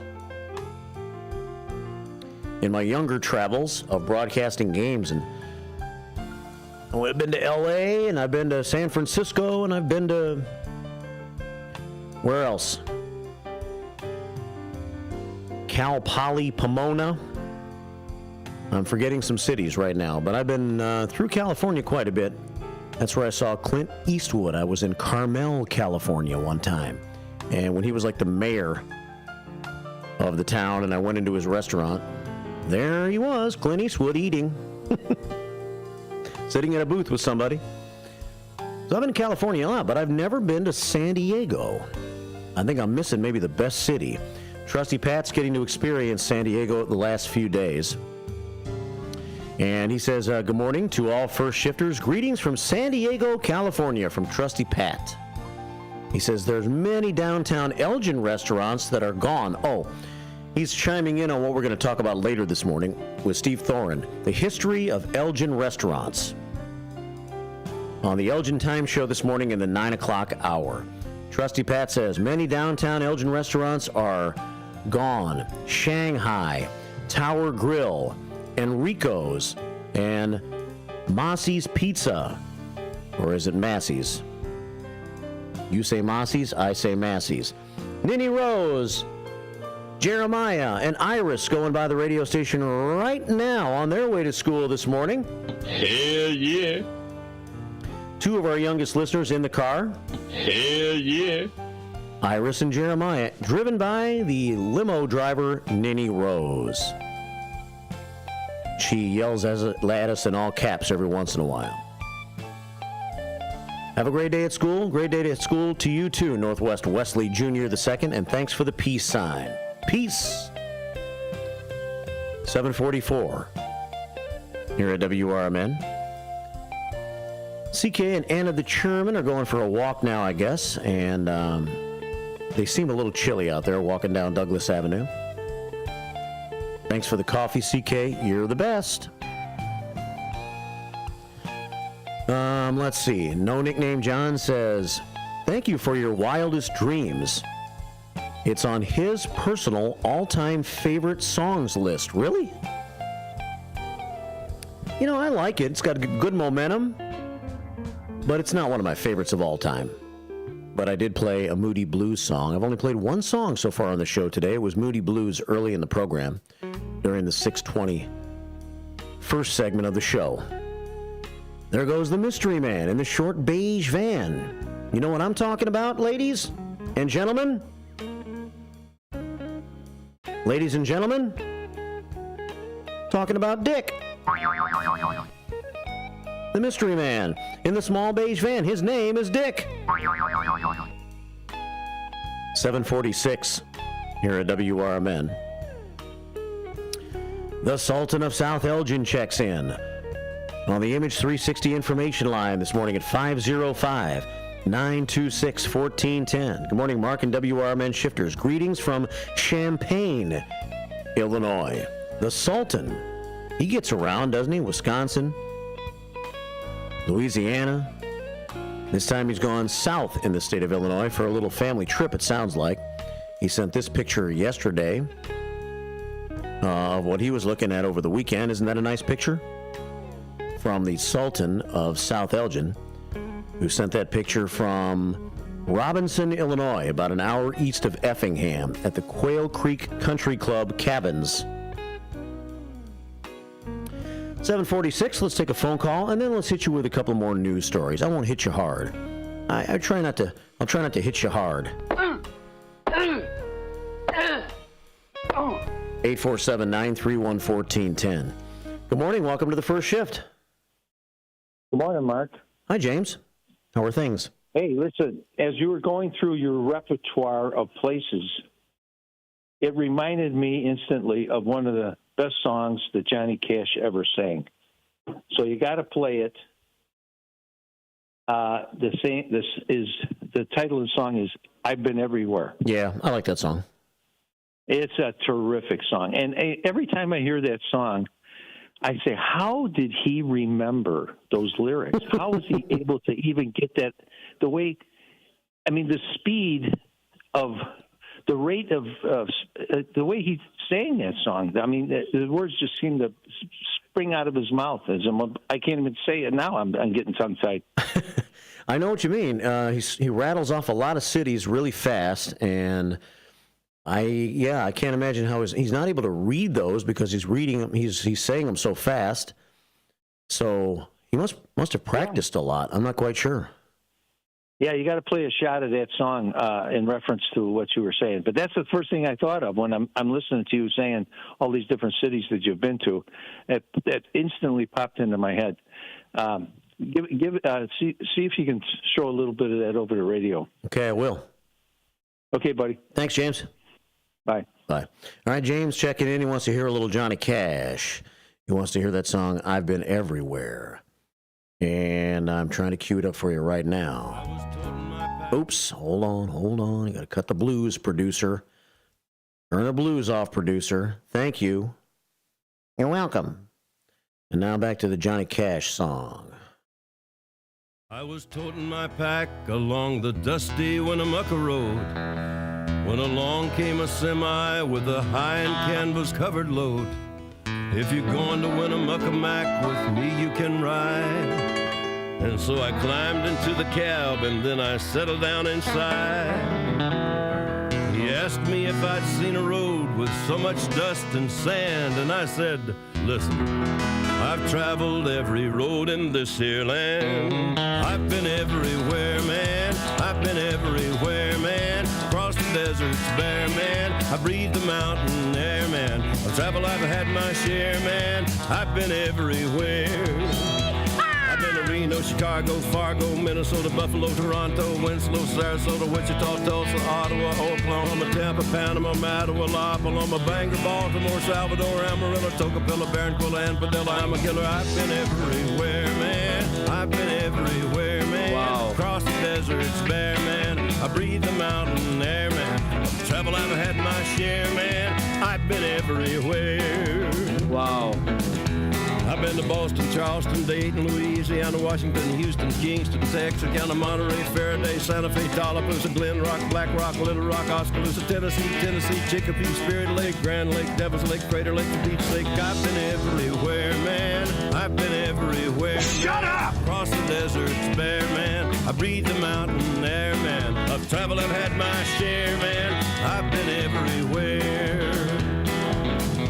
I've been to Louisville, Nashville, Knoxville, Omaha, Baca, Shefferville, Jacksonville, Waterville, Costa Rica, Pittsfield, Springfield, Bakersfield, Shreveport, Hackensack, Cadillac, Fond du Lac, Davenport, Idaho, Jellicoe, Argentina, Diamantina, Pasadena, Catalina. See what I mean? I've been everywhere, man. I've been everywhere, man. Shut up! Okay, you get it. It is a good song. Johnny Cash and "I've Been Everywhere." He sounds like he's been to a lot of places. Now, how he was able to rattle off all those places back to back to back to back to back to back to back to back to back like that. That's why he's talented. That's why he's Johnny Cash, man. But you wouldn't think Johnny Cash could sing so fast. He seems to take things a little bit slow, or at least he did. 7:51 here at WRMN AM 1410 and WRMN Radio on YouTube. Blues Day Tuesday. 42 degrees this hour. Let me check and see what I got in my news bag for you for a minute here. And one more crime time. One more crime time for you. This one's kind of crazy. What time is it? Crime time. A man convicted of punching a shopper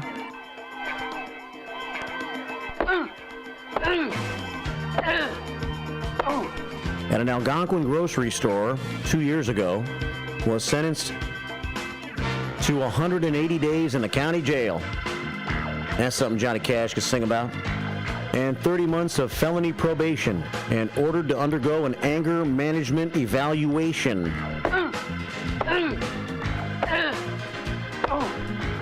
Arthur Gage Jr., age 42, pled guilty in September to aggravated battery causing great bodily harm. Class 3 felony, according to the sentencing order signed by Judge Tiffany Davis in McHenry County Court. Arthur Gage Jr., who has home addresses listed both in Carpentersville and Woodridge, was accused of punching a man, fracturing his nose and bruising his face on Easter of 2022. That ain't no good. That ain't no good.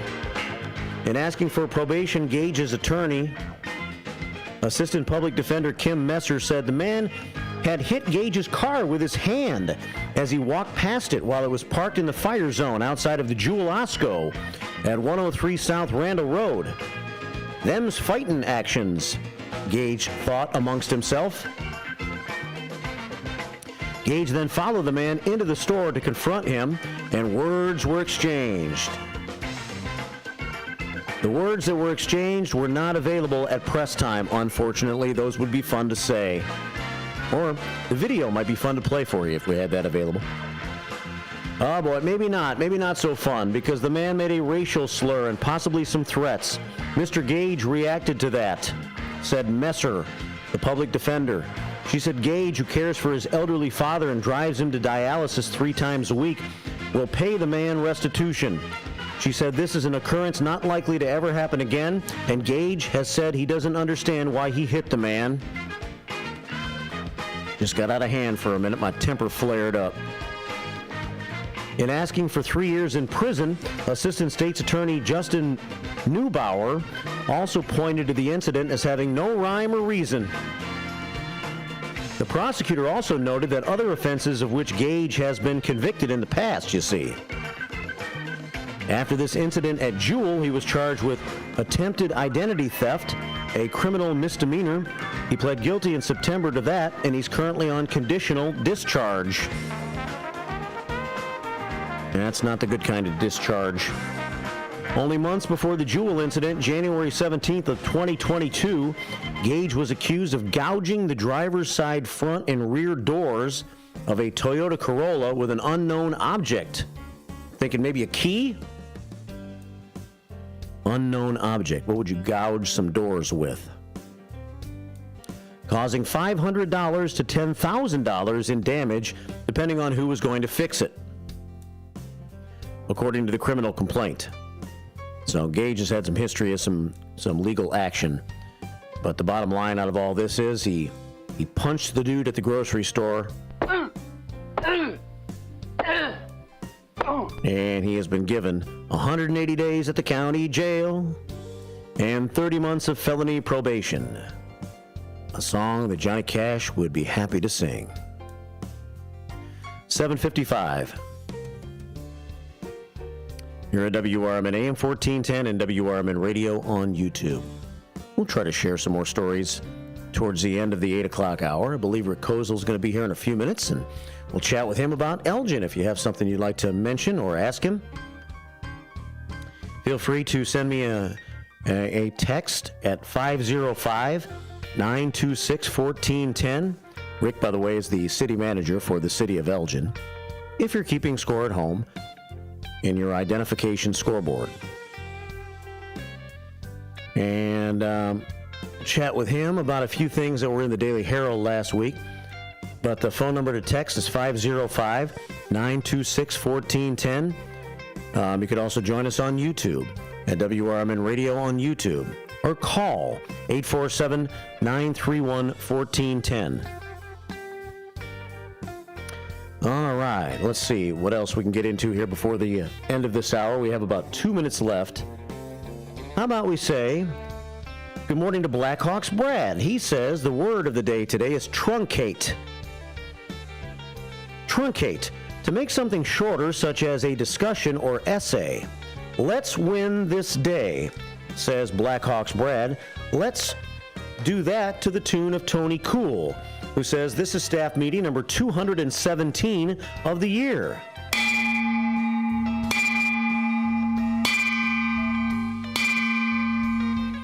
The 217th staff meeting of the year gives us 1,174 since we started counting back about 6 years ago. Something like that. So let's win this day. And let's finish this hour with a haiku from me to you.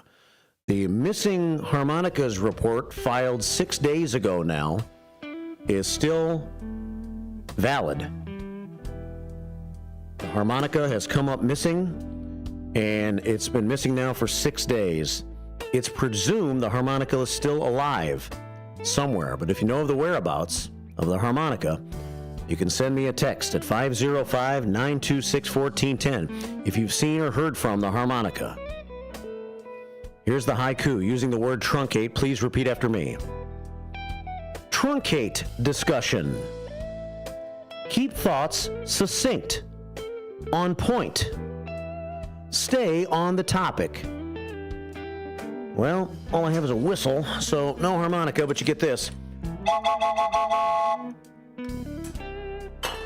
Truncate, to make something shorter. Truncate discussion, keep thoughts succinct, on point, stay on the topic. How'd you like my use of the word succinct? I don't use that word very often. It's 8 o'clock. It's the first shift. It's WRMN on a Tuesday. Columbia College of Missouri Elgin campus is intent in their commitment to open doors and support those who strive for excellence. Too many people have been made to feel that higher education isn't a place for them, that it is someone else's dream. But Columbia College of Missouri has changed all that. With individualized attention and ongoing support, Columbia College knows a future built by you is a future built for you. Columbia College of Missouri Elgin campus, your new starts now. Visit ccis.edu. Roll into Bolero in Algonquin or Roselle and wake up with a story to tell. Bolero is bowling, gaming, dining, and nightlife with a twist. Score a sweet deal every day of the week and save big by checking out the daily deals online. Team up with your friends and hit the lanes by forming your own social club. Clubs offer lively competition and laid-back fun for everyone. From beginners to pros, make new friends, bowl, and hang out at a happening place. Visit bolero.com. Your hometown radio station since 1949. We are WRMN AM 1410, Elgin Time, 8 o'clock. With your 1410 WRMN News Flash, I'm Sean Curdan. Brought to you by Linzess. Time is ticking for those looking to join the Naperville Park District Board of Commissioners as the deadline for candidate submissions is rapidly approaching. Interested parties have until 5 p.m. on Monday, November 18th to file their papers. The election is scheduled for April 1st to fill 4 seats.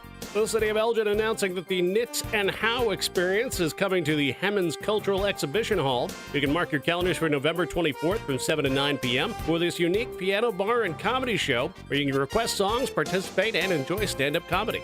Kane County advising residents to take note that the Household Hazardous Waste Home Pickup Program is experiencing some delays affecting northern townships and cities including Batavia and Geneva. If you have a November appointment, expected to be rescheduled to December or January due to funding setbacks. With your 1410 WRMN News Flash, I'm Sean Curdan.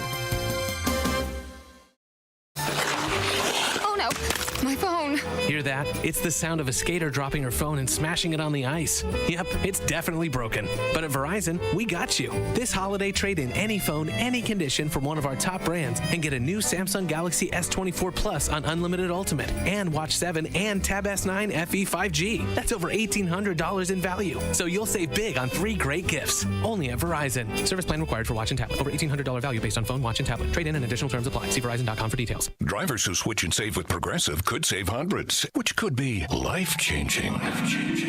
I mean, you could put that money towards concert tickets for your daughter to see that singer who sings about painful breakups. And one song will inspire your little beauty to break up with that beast she's dating, Brian. Instead, she'll date someone who's nice and worthy of her love, not someone who addresses you and your spouse as bro.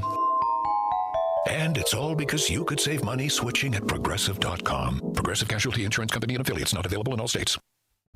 Anderson Japanese Gardens, ranked the highest quality Japanese garden in North America and located right in the heart of Rockford. Their mission is to open minds to a different culture while offering a place of peace and tranquility where one can find healing, renewal, inspiration, and a re-energized soul. A premier destination for corporate functions, special events, weddings, and receptions. For directions, hours, and fees, visit andersongarden.org today. A recent Gallup poll indicated that 38% of Americans are putting off health care because of financial concerns, the highest ever recorded. I'm Dr. Bob Martin, here to serve you every Sunday afternoon from 1 to 4. Millions of Americans are seeking health advice that will not cost an arm and a leg, so I offer health tips and advice absolutely free. Listen to my show, Sunday afternoons from 1 to 4 right here on WRMN, AM 1410 and 96.7 FM, the voice of the Valley and the home of Radio Shopping Show.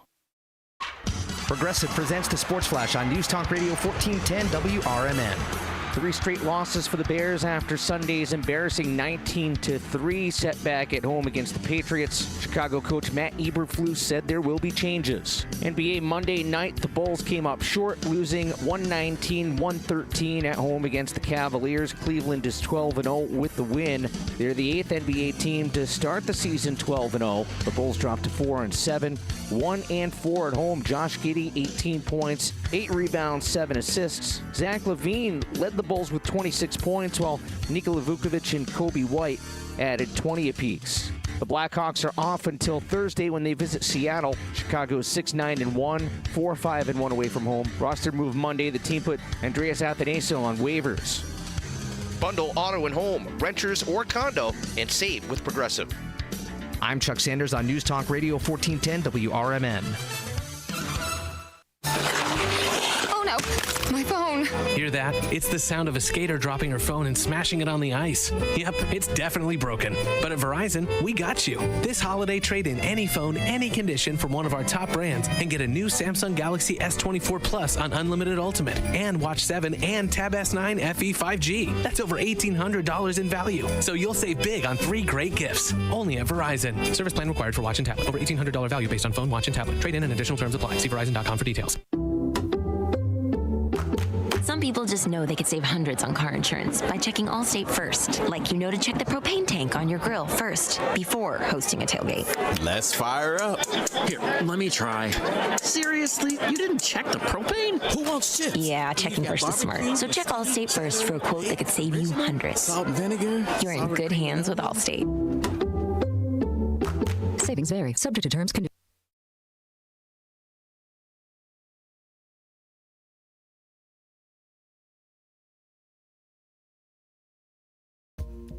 Are you ready to take your brand to the next level? Image 360 South Elgin is your ultimate destination for custom signs and visual communication solutions. Looking to rebrand your office interior? Need striking vehicle wraps or decals for your fleet? Or perhaps you're in the market for a standout trade show display? At Image 360 South Elgin, they've got you covered. As your full-service custom sign and graphics partner, they deliver bold solutions and exceptional support. From outdoor signage to eye-catching store signs, indoor graphics to comprehensive branding solutions, they have the experience to elevate your brand's presence. Trust Image 360 to create a long-term partnership that gives your brand 360 degrees of exposure. Visit them at 506 Sundown Road in South Elgin. Image 360 South Elgin. Bold solutions, exceptional support. Ultimate Combat Gauntlet Live Professional Wrestling. The newest, freshest, most exciting, action-packed, fun-to-watch wrestling event on the southwest side of the Chicagoland area. The Magoo's Bar on 6550 South on Menard Avenue in Bedford Park. Next show, Friday, 20 September. Doors open at 6 p.m. Show starts at 7 p.m. $20 for adults, $10 for children accompanied by adults. Discount for military veterans and first responders. In the middle of the night, everything will be all right if you listen to Coast right here on WRMN, 7 days a week from midnight to 5 a.m. Each night on Coast to Coast, listeners are captivated by George Noory with discussions on news and current events, conspiracy theories, UFOs, life after death, and all things curious and unexplained. Coast to Coast, every night, midnight to 5 a.m. right here on WRMN AM 1410 and 96.7 FM.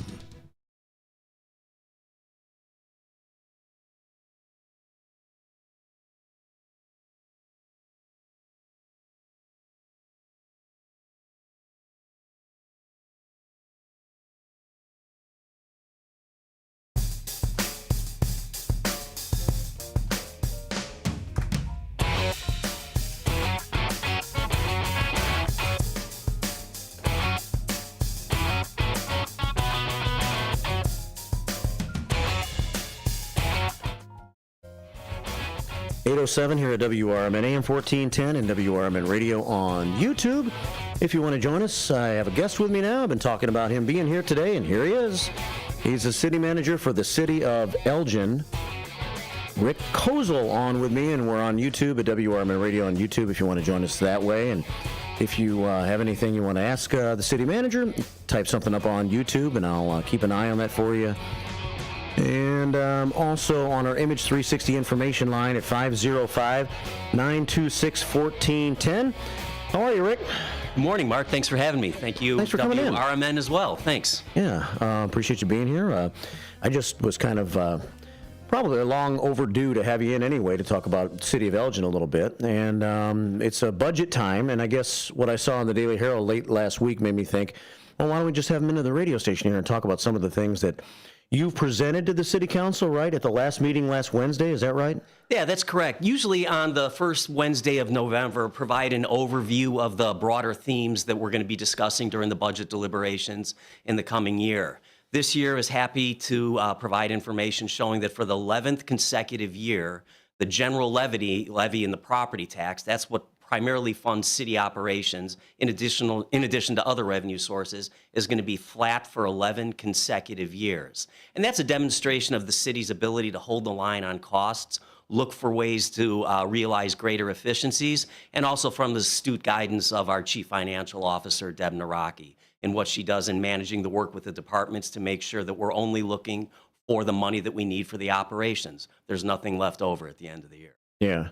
So, how has the city managed to maintain this stability for so long then? You just, I guess, mentioned just being shrewd with money management, right? It is. And there's a lot of it is that work that happens internally because there's a great trust between the chief financial officer and the department heads.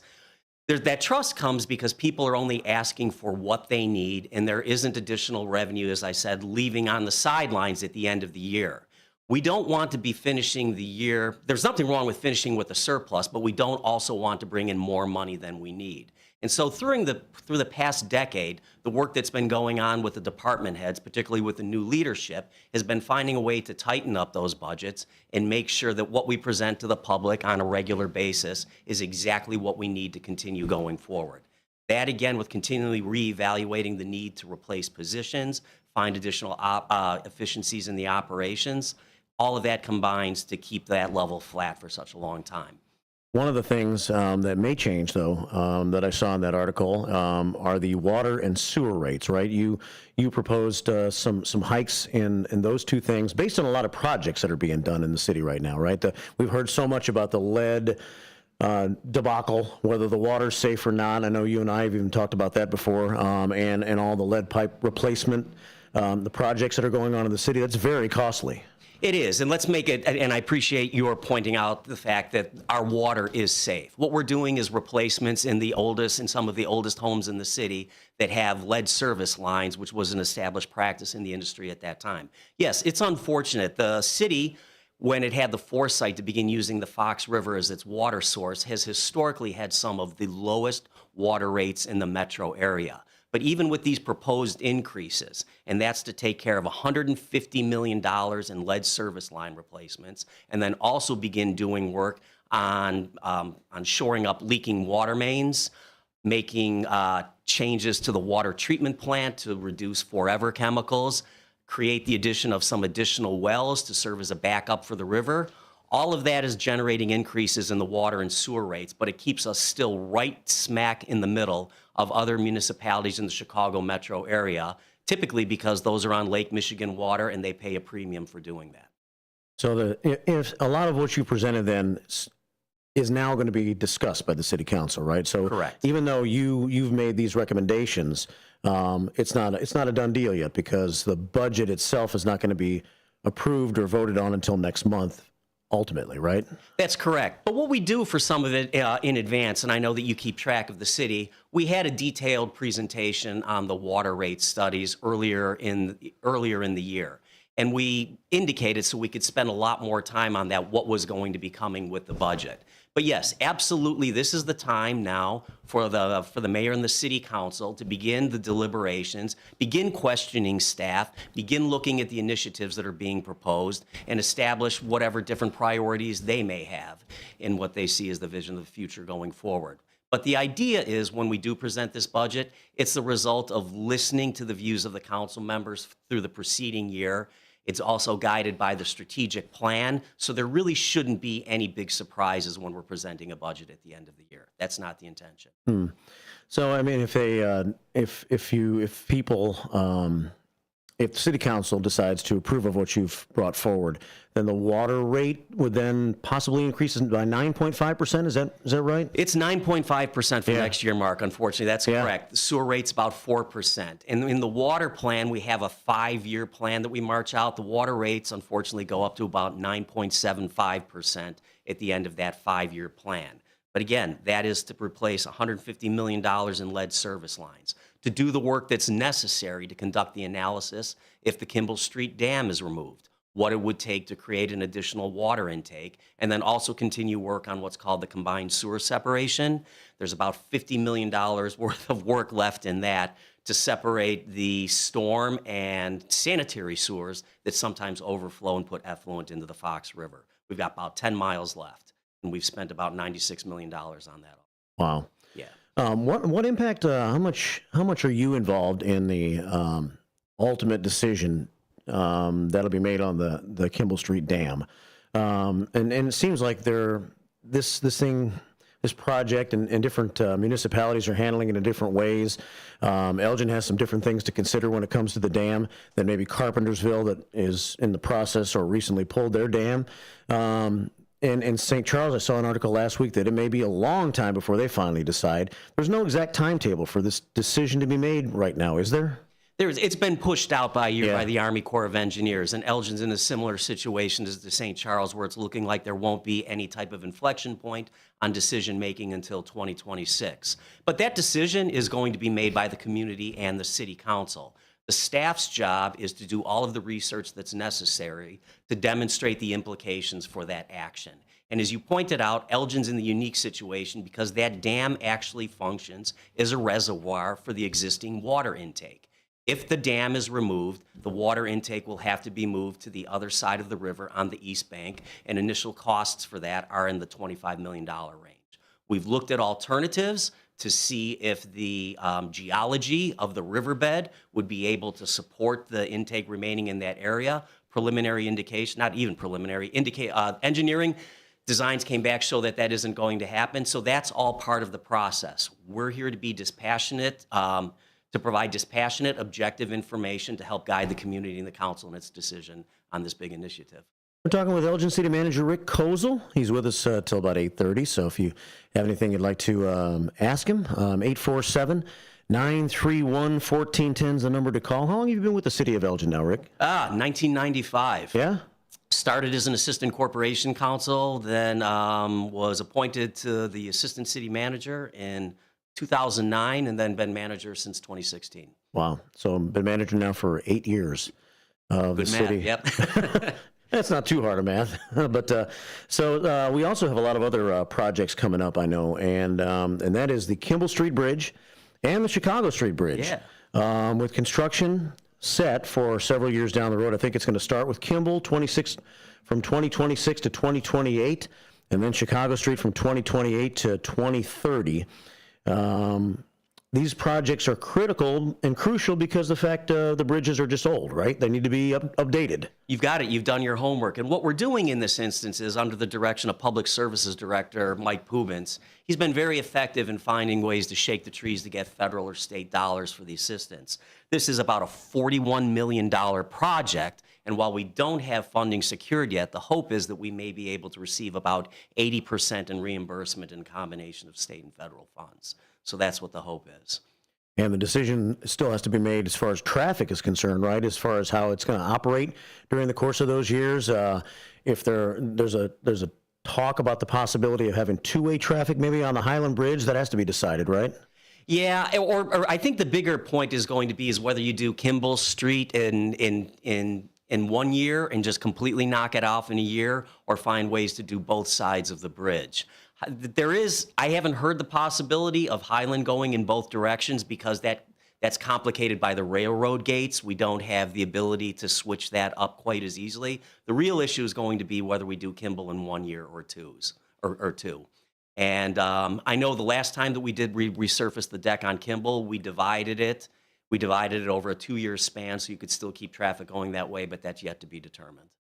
It's 8:17, lots of projects, and we're talking about the bridges a little bit here, but also projects for events that could come to Elgin years down the road based on some things that are being done, like the improvements to the Hemmons Cultural Center and to the Elgin Sports Complex. Recently, there was the groundbreaking over at the Elgin Sports Complex, and I guess more soccer fields and different things are going to go on over there.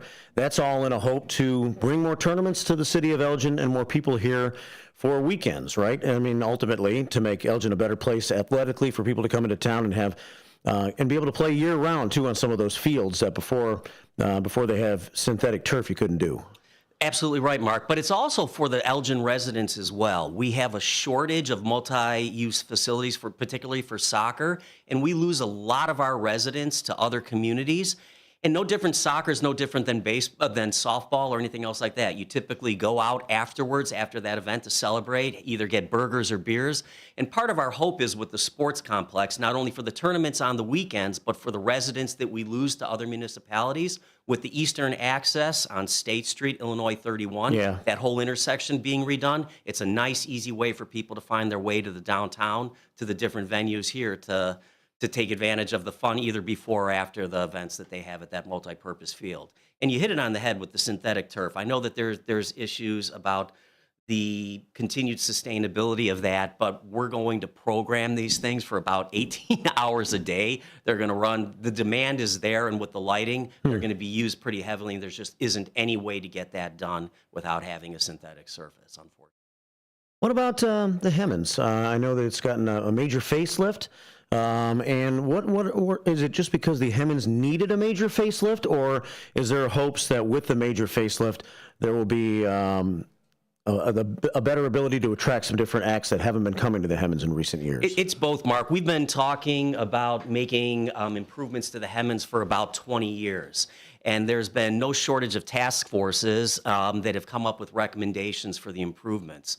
The primary driver for this addition is to get the restrooms out of the basement. Patrons that come right now don't like the inconvenience that comes, and some of the where we have elderly patrons, of going into that basement. And there isn't any other way to do that other than making the north addition.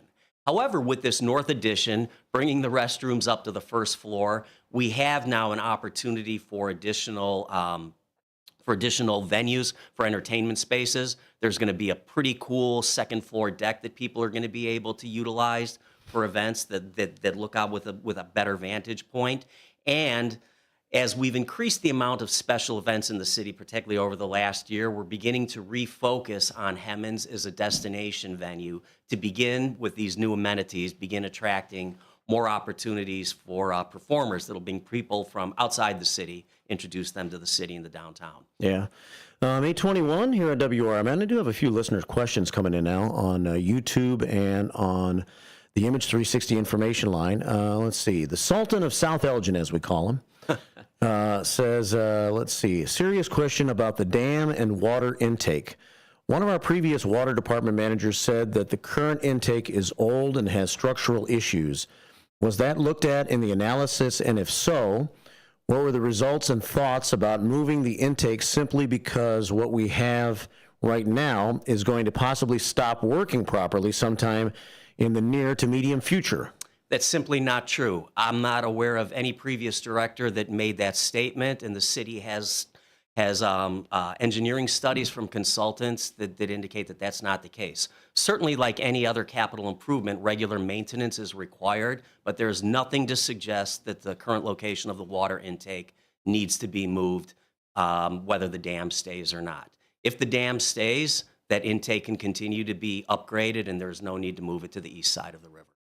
All right. Thanks for answering that from the Sultan of South Elgin. Northwest West checks in, and he says, first of all, I appreciate all you do, saying that to you, Rick, and very kind. Thank you. For the city and providing the great services we all appreciate. My questions are the following. Regarding the homeless, the changes made at the center have created a safer, more comfortable environment. However, there has been an influx of homeless in the garage stairways. They're sleeping and camping. The smell of urine and many times pot, cigarette smoke in the stairwells is overwhelming. Something should be done, as this is the primary parking for the Hemmons and the center. I guess that's more of a statement than a question. But it is, but a couple years ago, the city passed an ordinance that that prohibits people from using our parking garages unless they're there to park the vehicles. I, on occasion, make visits through the parking wells. I know that we have a regular program in place this year to clean the stairwells, and while I don't want to say that there is zero incidents of this occurring, I will assert that the incidence of people in those parking garages has been diminished. What happens is, though, it's a little bit of a cat and mouse game. In conjunction with Anna Lally and the police department, we will sometimes step up enforcement when we see that there's an uptick in that. And if this resident is suggesting that maybe it's something that's fallen under the radar on me, I will be going back to the city hall after the show. I'll talk to the police department and see what we can do to begin doing that. But we do have measures in place that do enable the city to have people removed from the parking garage. Excuse me for forgetting, but were you here the day that Chief Anna Lally was here with Dave Captain talking about the Tent City situation? Mm-hmm. That's right. That's the last time you were here, right? Yeah. So is there some progress being made then with that right now? I know winter's coming, and we'll get to kind of see in Tent City a little more because some of the trees will be down. I was on the back side of the library. Sometimes when I go running after the show, I kind of run that way down by the Veterans Plaza over there. It almost looked like if you look across the river there, like a fence has been put up across to almost like stop people from looking in there. What's the latest on that situation with Tent City? So the city is committed to finding a resolution to Tent City, but it isn't going to involve, this is a compassionate city, and there's a recognition that many of the people at that location need help. We're not going to simply go in and remove those encampments unless we have a solution. And in that end, the city has been pursuing a number of different alternatives that will help provide that. So you may recall a couple years ago, the city council committed $1 million to providing funding, seed funding, for an organization or an entity that might come in, purchase a facility, and begin doing the work on housing these individuals. Assistant City Manager Karina Nava has been working for the past 4 years to identify what the population is, and we're looking at about 100 to 110 people. So we're focusing on finding housing, and the city just recently hired an individual, Jenna Henson, who is devoted to working on these issues. We have a couple of options in play that are designed to remove the people from that area, but it's not until we have that alternative housing in place we will begin taking action. But that is precisely, though, what the intention is to find a way to remove what's happening there and move it into, again, emergency housing or permanent supportive housing. Yeah. Mark on YouTube says, or on our Image 360 information line says, initially projected to be implemented in November of 2023. When is the city planning to break ground on this project? And what is the location that has been selected? That's still up in the air? It is. Well, part of what's happening is Governor Pritzker last year announced $37 million in funding. And so not unlike the lead service lines, if there's a way that the city can obtain funding from sources other than the community, that's something that we're going to pursue.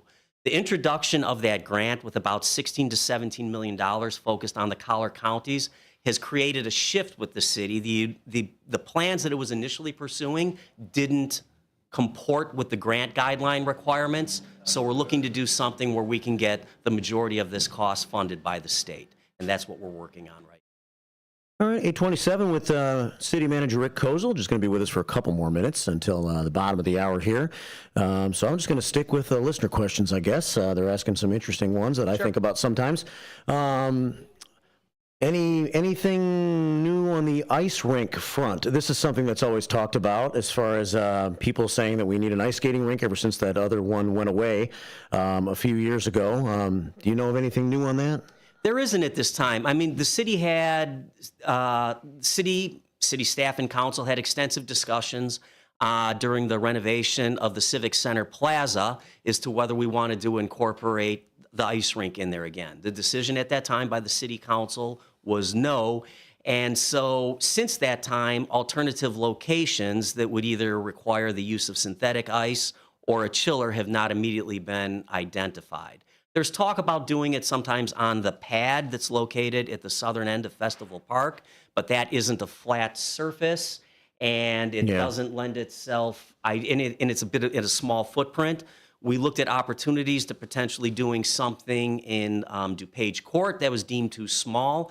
There may be opportunities, if the public is willing to do it, in the open space north of the library, if that wants to remain a completely natural habitat, or you could put in what's called a ice skating ribbon in that area that creates a little bit of excitement or something unusual where you're going down a path. Alternatively, finally, if there's locations that are identified potentially for a skate park, that's for skateboarding, that could be used in the summer with multi-use with skating in the fall, that's also a possibility as well. You would bring down the synthetic ice and you would have a 365-day-a-year recreational facility for something like that. Okay. Well, we're down to my final minute already, so I'm have to have you back a little more often, Rick. This time goes by too fast.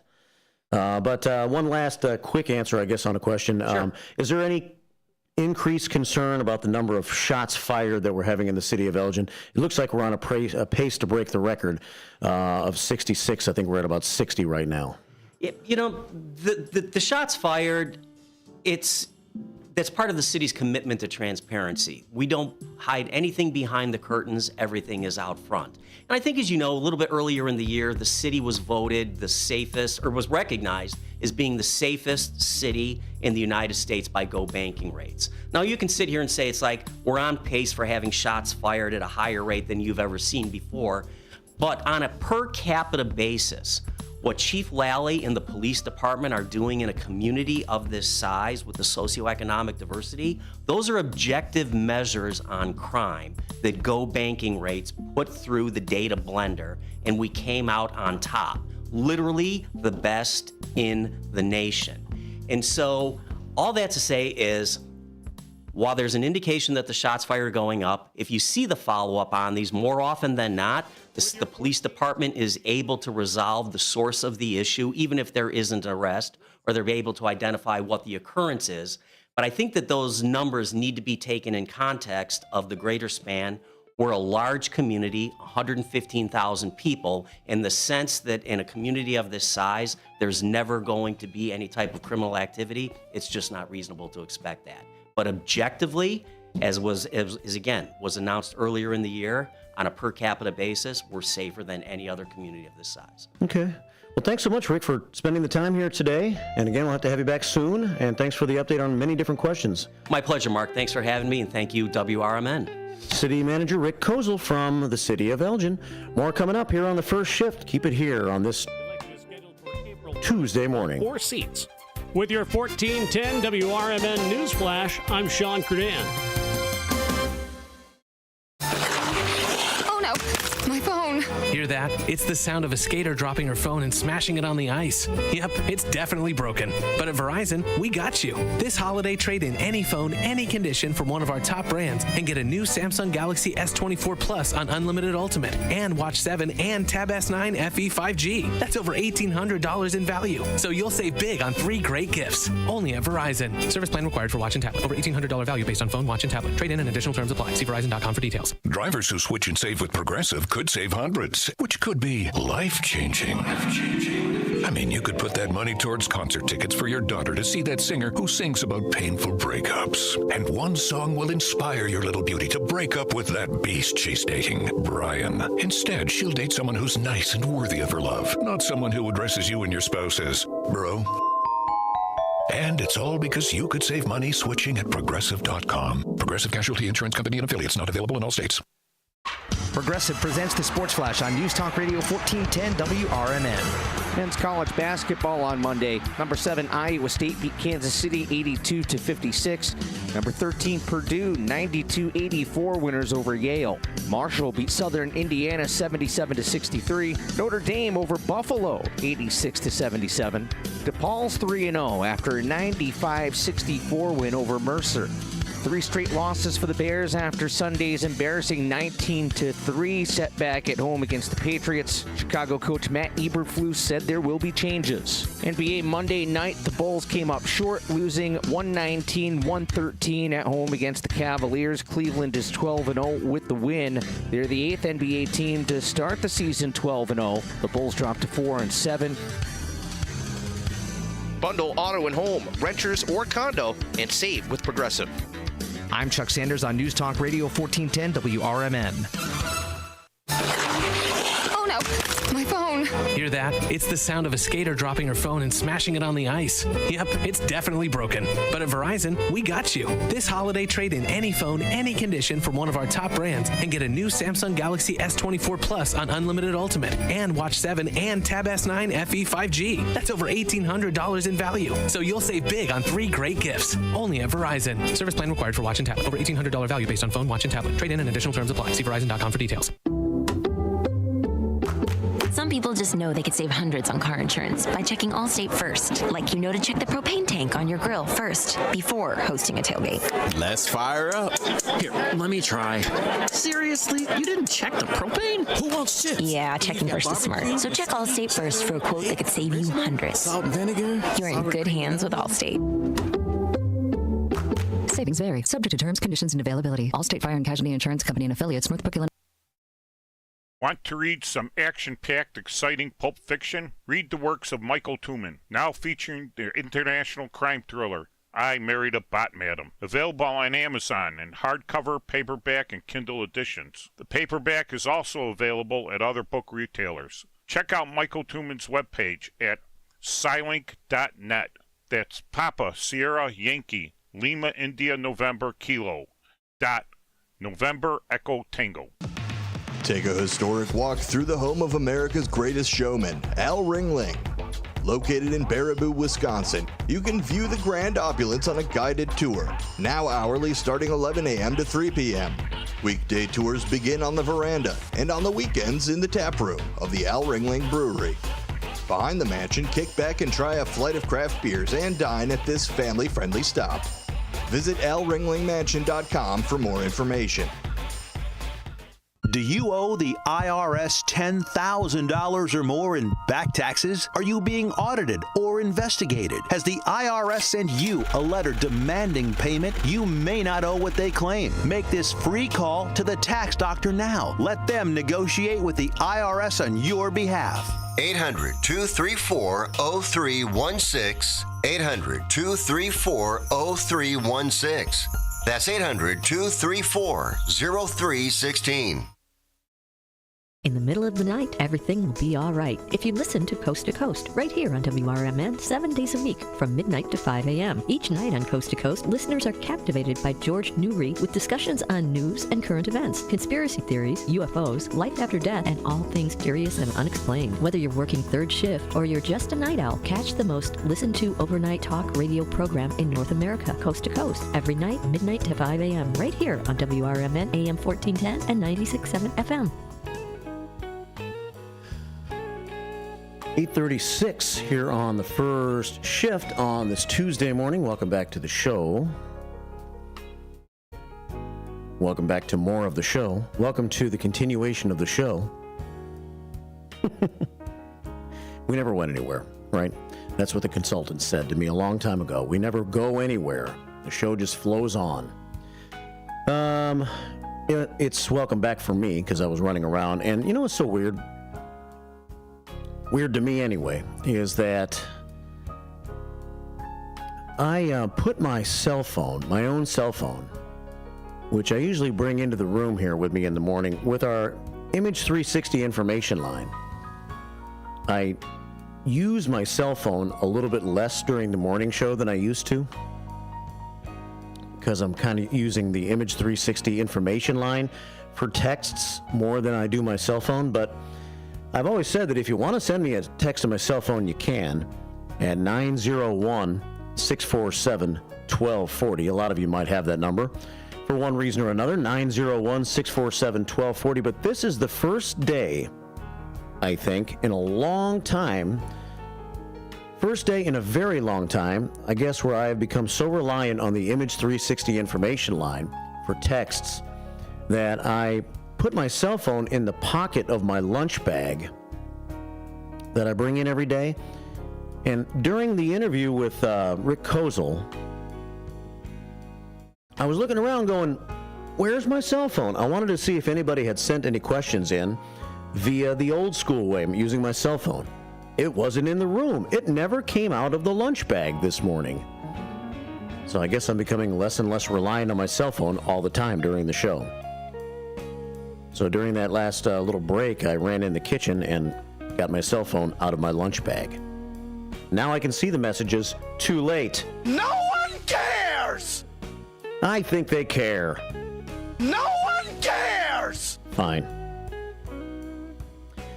So, 8:38 is the time, and if you rely on my cell phone to send me a message or a question you want to ask, today I didn't have it in the room with me during that interview.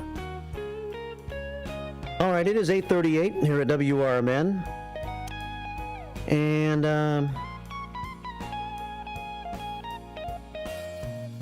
got a message from Rose Martinez. Well, maybe I'll take a look at that message in a little while. I'm not sure if that was for me or for the airwaves. Elgin City Councilwoman Rose Martinez. 8:38 here at WRMN AM 1410 and WRMN Radio on YouTube. Thanks for Rick Kozal stopping by. I generally have gone through a lot of city issues in the past just by talking with the mayor, Dave Captain, who has a once-a-month show here on the station and has for a number of years now. But since I saw the city manager quoted by the Daily Herald late last week, I said, well, let's just talk to Rick for the first time in a while, one-on-one here. So good questions and good thoughts from some of our listeners here, including Northwest Wes and the Sultan of South Elgin, and the commander, Mark Smith, who checked in this morning as well. It is 8:39. Steve Thoren is here. He's got his guests who are going to join him on Elgin Time in the next hour. We're going to do Elgin history lessons. An Elgin history lesson on the history of Elgin restaurants this morning on the show. So we look forward to that. Let's go ahead and make sure we get everybody's comments in here this morning, including Annabelle Lara, who checked in this morning. Haven't heard from you in a little while, Annabelle. Thanks for checking in this morning at 6:29. She said, good morning, first shifters in Fox Valley area. Have a blessed day. Thank you for all your hard work, Marky B, says Annabelle. Well, thank you, Annabelle. Just trying to do my job. 8:40 here at WRMN. Trusty Pat called in earlier this morning. He's in San Diego these days. He'll be back in town tomorrow. And he likes the restaurant talk that we're going to have next hour. He says good restaurants like Lightner's for hamburgers and Morris Barbecue, they have never been duplicated in the Elgin area, says Trusty Pat. Dynamite Denise checked in this morning. She says, morning all. She is reporting in today from cloudy Cary, Illinois, home of Cary Grove High School, right? The number one team in their classification right now, and the team to beat at their level of high school football. The playoffs continue this weekend. I'll take a look today and see if I can't find a schedule for this upcoming high school football weekend and some of the key games involving teams still alive. And the ones that I can think of around here are Geneva and Batavia and Sycamore. Am I forgetting anyone? Geneva is still alive, Batavia is still alive, and Sycamore is number one in Class 5A right now. A few of our others dropped off after last weekend, including Burlington Central, who gave Geneva a great battle. And who else lost last weekend? The Hoffman lost, Barrington lost, St. Charles North. All went down in the second round of the playoffs. 8:42 here at WRMN. Thanks for the prayers, Dynamite Denise. We've got 38 prayers on the prayer scoreboard. Nini Rose is here to yell at us a bit. Good morning, Marky B and First Shifters. Rise and shine. Hello to our friend Derica in Australia. Let's have a blessed day. That was Nini Rose checking in a little less than 2 hours ago on YouTube, at WRMN Radio on YouTube. The next time Derica calls, tomorrow, we'll have to ask her, how much does a postcard cost to send from Australia? So, Derica, when you call in tomorrow on the show, if you're listening right now, let us know how much it cost you to send that postcard from Australia. Good question, Wendy. Wendy of Wendy and the Bobs chiming in. Are you still around here, Wendy, or are you out in Sterling, Illinois this morning? It is 6:51 is the time that Wendy chimed in this morning. All right. What else we got going on here? No Nickname John was helping me out with the temperature earlier. When I said, I don't know what 41 degrees Fahrenheit is in Celsius, he says it's 5. Tennessee checked in not too long ago, a couple of months ago, and gave me the formula for converting Fahrenheit to Celsius. But I didn't have the formula handy when I was trying to make that calculation earlier this morning. So thank you, No Nickname John. 41 degrees Fahrenheit, which it has been during the show here today, in Celsius is 5. 8:43 here at WRMN. Current temperature here in downtown Elgin is 45. So we're up to 45, which is about 6 or 7 Celsius, I'm guessing. Winds are out of the east at 10 miles an hour. Sunshine here eventually. The clouds are being a little stubborn this morning, but in a little while we'll have some sunshine and a high of about 48 degrees today. Increasing clouds with a low of 36 tonight. Tomorrow, a 30% chance of rain in the afternoon, mostly cloudy with a high of 53. Rain tomorrow night with a low of 45, about an 80% chance of rain tomorrow night. So we're going to get some showers tomorrow night. And then Thursday, maybe a lingering shower early, otherwise mostly cloudy Thursday with a high of 54. Friday, sunny and 55. Saturday, sunny and 56. Sunday, mostly cloudy, 57. Not a bad looking forecast as we approach mid-November. Hard to believe, isn't it? Especially with this weather. As we continue to have mild weather longer and longer and longer, it makes it hard to believe that we're talking about the fact that we're going to be at November the 15th in 3 days. And we're going to be at Thanksgiving 2 weeks and 2 days. The end of this year is flying by, and I think part of the reason is because the weather's staying so nice. It doesn't seem like the season has changed as drastically as it normally does. 8:45 here at WRMN. Dino checked in earlier this morning. Dino DeLaley, station operations manager, and of course the host of Dino's Night Out, Friday afternoons from 2 until 4. Monday through Thursday, it's Tammy and Friends. Talk time with Tammy. Yeah, and right now, this week, Tammy is in Nashville doing her show. She did her show yesterday with Nancy. And Talk Time with Tammy featuring a forgetful Tammy. I guess last time she went to Nashville, she forgot her microphone. This time, she forgot the whole frickin' computer. Well, Tammy does quite well, I think, and she was able to go buy herself another computer to use while she was in Nashville. And it took a little while yesterday for her to get up and running, but we should be good to go now. Talk Time with Tammy and Friends today, tomorrow, Thursday, and then Dino's Night Out Friday from 2 until 4 right here on WRMN. Dino says, God morning, FRV, first shift, and Marky B wishing the very best to all. The holidays are coming, and we all have so much to be thankful for, as well as a lot of fun events coming our way that you can celebrate with us right here on WRMN. Have a great day from Dino. Brendan checks in. He says, hello, WRMN Radio. I'm Brendan, and I am listening. Wow. Thanks for listening, Brendan. My name is Mark, and I am talking. Wow. Hector sends his 15 prayers in this morning. Hector representing the largest family that listens to this radio station, the Soto family.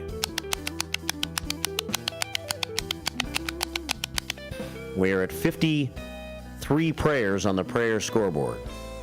Kimmy D checking in, says, Happy Blues Day Tuesday, first shifters. Another nice day coming at you, says Kimmy D. She sends 5 more prayers to our prayer scoreboard this morning. Brendan says, hey, Dean DeLaley, I'm Brendan, and I am listening. Wow. Kimmy D says, hey, Pat Hudgens.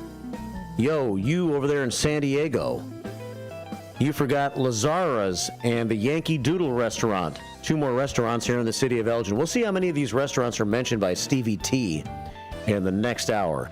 John Paul of Paul's Restaurant is one of Steve Thoren's guests next hour. I saw somebody else come in. I'm not sure if that's another guest or not. But Elgin Time next hour, talking about Elgin restaurants. I think you're going to enjoy the show today.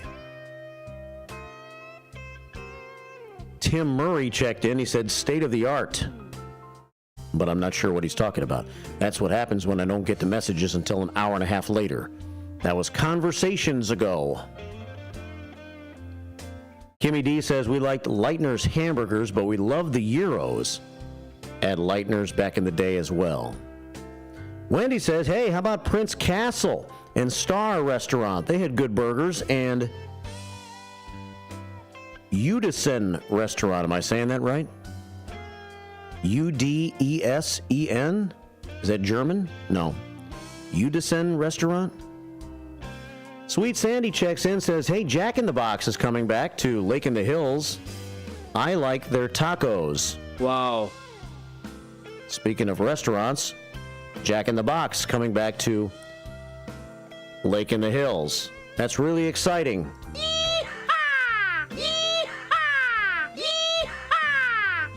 Welcome back, Jack in the Box. Hector says that is exciting. When is that going to happen, Sandy? Let me know. Cartman Dan checks in. Says, play the original version of I've Been Everywhere by Hank Snow. Ah, so Johnny Cash's version, James, was not the original, apparently. Cartman Dan can go back further than that, and he says Hank Snow provided us with the original version of I've Been Everywhere. I'll see if I have a chance to cue that up. The Commander, Mark Smith, says, hey, happy Tuesday. Queen of Hearts drawing. Last night, the number 25 card was selected, and which is not the Queen of Hearts. Wow. If you're keeping score at home in your Queen of Hearts scorebook. The 25 of of diamonds, the 25 card, number 3 of diamonds. It paid $100 to the winner. The queen is likely going to be over $18,000 next week at the Elgin American Legion. Wow. 5 prayers to our prayer scoreboard from the commander. It's the only official scoreboard of the first shift. We have the unofficial sunshine scoreboard. 63 prayers now on the prayer scoreboard. Let's take a phone call. It's 8:50 here at WRMN. Running through all the comments to try to make sure we get everybody in before Stevie T gets in next hour with his show. But let's take a call at 847-931-1410. Good morning. Welcome to the first shift. Good morning. Morning. This is Elaine in Edgewater. Speaking of restaurants we miss, Dieterle's. They had the most incredible liver. Yeah, I've heard about that. The Dieterle's, and it was at 2 different locations in Elgin, right? I only remember the one on McLean as you enter ECC. Yeah. Where the hangout most recently has been, and the building has now been knocked down for ECC. It's a big empty now. It is. It's going to be a part of the campus now as they continue to expand. Would be nice if they made a turn lane right there. Yeah. That corner is a little sharp. You know, the more ECC becomes expansive, I guess, I think there's a better chance I would think that that's going to happen at some point. That would be lovely. Yeah. Thanks for listening, Elaine. Have a great day. You too. Take care. Bye-bye. Bye. Elaine from Del Webb, Edgewater. Listening to the show this morning, she liked Dieterle's for German food. German food. We have our own German listener, Anna the Chairman, Director of Foreign Affairs. And one of these days, we're going to bring back Time Out for German. One of these days, that leaves it open-ended. One of these days, we'll have an ice skating rink, right, Northwest West?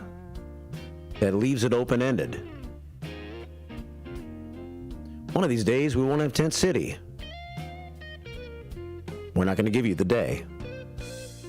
One of these days, accept that. 8:52 here at WRMN AM 1410 and WRMN Radio on YouTube. All right, let's see. No date given, says Sweet Sandy. We're going to wait patiently for the Jack in the Box. It's going to be in the closed Arby's location in Lake in the Hills. The Carzar checks in. John Polero says, good morning, Marky B and First Shifters. JP, the Carzar. Thanks for the questions, Sultan of South Elgin. The question that he really wants answered is, when we do clear out Tent City, who's going to clear it out? Who is going to remove the Tent City people when there is a solution that was promised by the mayor almost a year ago, says Sultan of South Elgin? Elgin Police Department? Elgin, Illinois National Guard? The U.S. Army? Who's going to do that work? Says the Sultan. Well, I would imagine it would be the Elgin Police Department if anybody's hostile. But maybe they'll have a backup plan just in case things do get a little hostile at that time. We'll see what happens, and we'll see when it happens. 8:54 here at WRMN. All right, Northwest West says, hey, it was last night after basketball. There were 2 people in the stairwell sleeping or urinating and sleeping.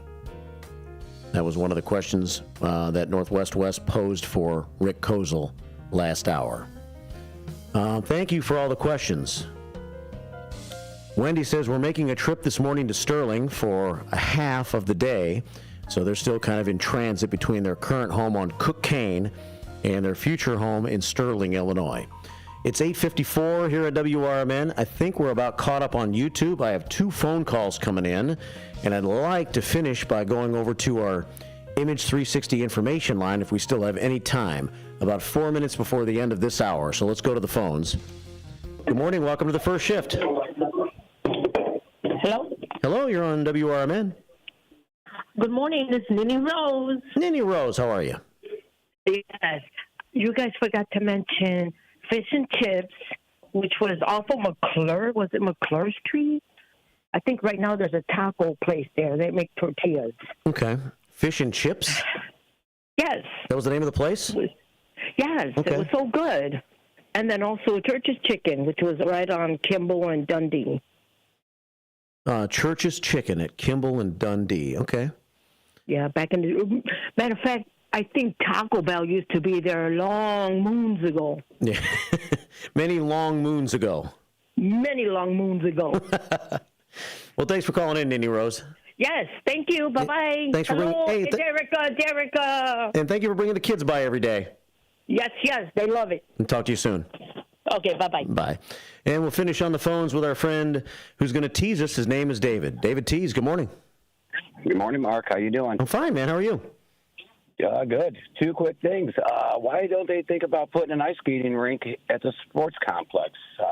You could have hockey games and make official-sized hockey rink. You can actually have room for two ice skating rinks, one for just skating around and one for people wanting to play hockey. Yeah.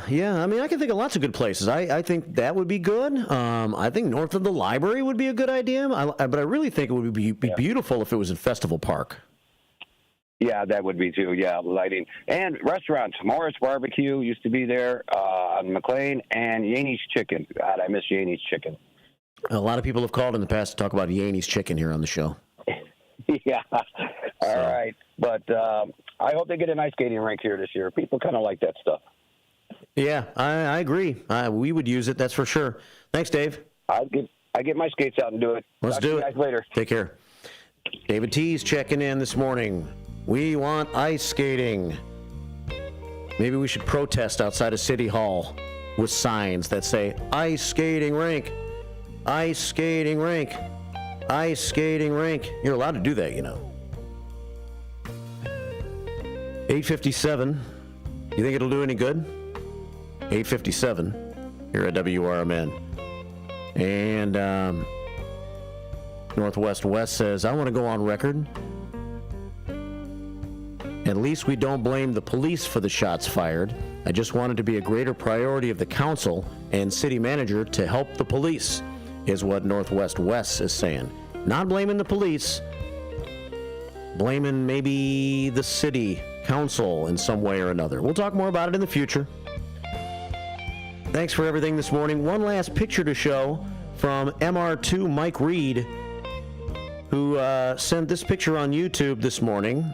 Great picture. He's the mayor of Hampshire, and last night he was spending time with this veteran, and there it is on YouTube at WRMN Radio on YouTube. Great picture, Mike. Thanks for sending that and sharing that with us. It was a special day yesterday, Veterans Day all over the place, and I hope you got out and honored the veteran in your area. Peter Vasquez. Peter is the father of a former village clerk, Len Vasquez, who passed away earlier this year. Peter is a 98-year-old World War II paratrooper. I was happy to sit with him last night and share stories at the Veterans Day dinner in Hampshire at the Hampshire Township Building.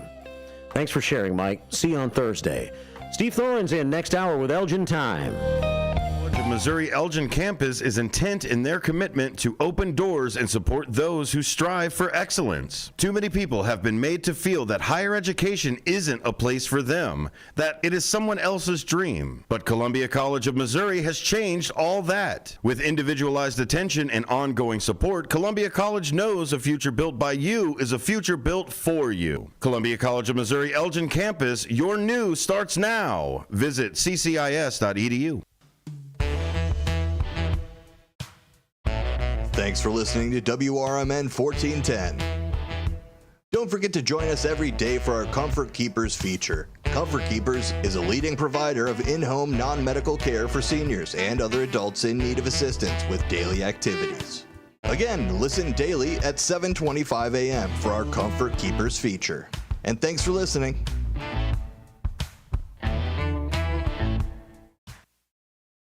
Your hometown radio station since 1949. We are WRMN AM 1410, Elgin Time, 9 o'clock. With your 1410 WRMN News Flash, I'm Sean Curdan. Brought to you by Linzess. The City of Elgin has released the annual budget powered by ClearGov. The transparent platform allows everyone to easily understand and explore how the city allocates funds to improve community services. Find a link on the City of Elgin social media.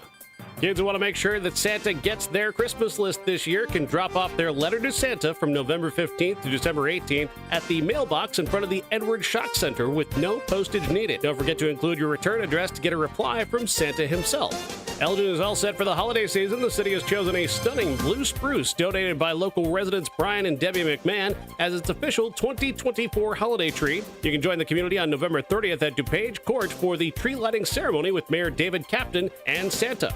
With your 1410 WRMN News Flash, I'm Sean Credan.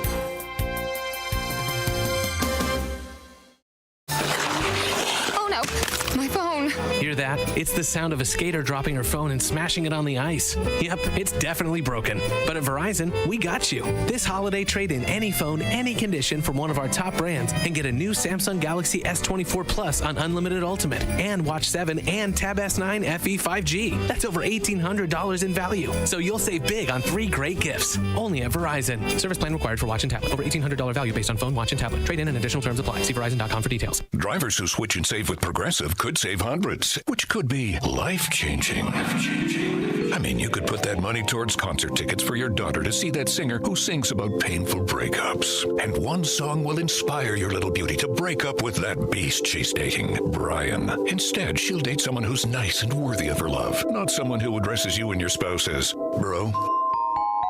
And it's all because you could save money switching at Progressive.com. Progressive Casualty Insurance Company and affiliates, not available in all states. Get ready for an unforgettable Saturday night of music on WRMN AM 1410. Starting at 7 p.m., join Court Stevens live from Studio 14 for the CD Showcase. Court mixes together a blend of his favorite country music tunes because, as he says, a song remembers when. Then at 9 p.m., don't miss the Pure American Country Radio Show, hosted by the legendary Hall of Fame disc jockey and voice of the Grand Ole Opry, Bill Cody. Enjoy the best in classic country alongside today's real country hits, perfect for every fan of the genre.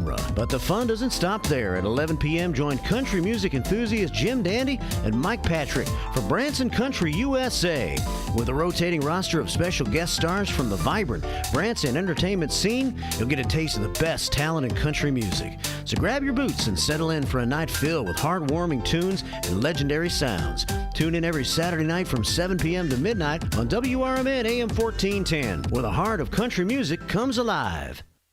Progressive presents the Sports Flash on News Talk Radio 1410 WRMN.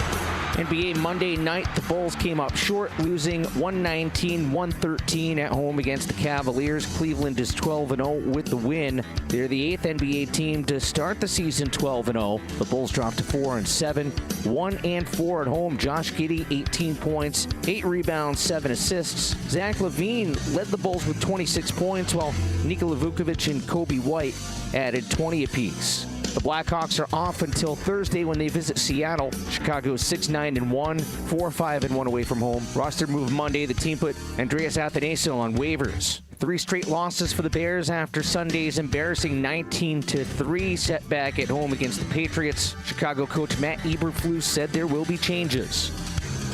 Bundle auto and home, renters or condo, and save with Progressive. I'm Chuck Sanders on News Talk Radio 1410 WRMN. Oh no, my phone. Hear that? It's the sound of a skater dropping her phone and smashing it on the ice. Yep, it's definitely broken. But at Verizon, we got you. This holiday, trade in any phone, any condition from one of our top brands and get a new Samsung Galaxy S24 Plus on Unlimited Ultimate and Watch 7 and Tab S9 FE 5G. That's over $1,800 in value. So you'll save big on 3 great gifts. Only at Verizon. Service plan required for watch and tablet. Over $1,800 value based on phone, watch, and tablet. Trade in and additional terms apply. See Verizon.com for details. Some people just know they could save hundreds on car insurance by checking Allstate first, like you know to check the propane tank on your grill first before hosting a tailgate. Let's fire up. Here, let me try. Seriously? You didn't check the propane? Who wants chips? Yeah, checking first is smart. So check Allstate first for a quote that could save you hundreds. Salt and vinegar? You're in good hands with Allstate. Savings vary, subject to terms, conditions, and availability. Allstate Fire and Casualty Insurance. The lightest, fluffiest pancakes are calling your name at JoJo's Diner, 1935 West Gulf Road in Schaumburg. JoJo's has a huge breakfast menu featuring skillets, eggs Benedict, and so much more. Don't stop at breakfast. JoJo's also offers great burgers, sandwiches, and shakes. And for mouth-watering prime rib, try JoJo's for dinner. They have such a versatile menu. JoJo's Diner is family-owned and operated, and it's one of Schaumburg's best-kept secrets. Visit jojosdiner.com today. Beef Villa's 3 locations offer much more than their signature Italian beef. Try the Italian sausage, roasted chicken, and more. There's a big variety of delicious side dishes. Beef Villa uses quality ingredients from homemade recipes, and they purchase top-of-the-quality food products from their vendors to bring you the absolute best tasting of foods. Beef Villa's great service and quality are waiting for you, but you won't be waiting long because it's always hot and fresh. Visit beefvilla.com. And we're back with WCK, Comfort Keepers Radio.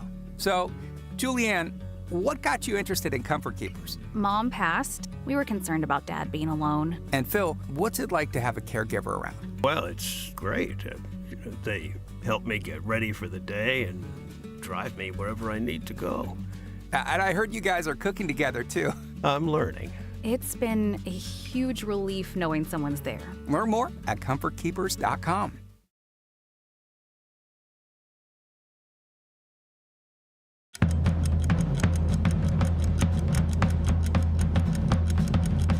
Elgin is a city in Cook and Kane counties along the Fox River. As of the 2020 census, the city had a population of just under 115,000, the 6th largest city in Illinois, but it's taken a long time and a lot of great history to make Elgin the jewel of the Midwest. James T. Gifford and his brother traveled west looking for a site on the stagecoach route from Chicago to Galena, Illinois. They eventually settled on a spot where the Fox River could be bridged, and in April of 1835, they established the city, naming it after the Scottish tune Elgin. Early Elgin achieved fame for the butter and dairy goods it sold to the city of Chicago, but the dairy industry became less important with the arrival of the Elgin Watch Company. The watch factory employed 3 generations of Elginites from the late 19th century to the mid-20th century, when it was the largest producer of fine watches in the United States. Today, the clocks at Chicago's Union Station still bear the Elgin name. These clocks tell Elgin time, and the hands of Elgin time are always welcoming, and the hands of Elgin time are always willing to greet a hard worker with a firm handshake. It's time now for another chapter in Elgin time, and here to tell the story, live from Studio 14 in downtown Elgin, Illinois, is your host, Steve Thoren.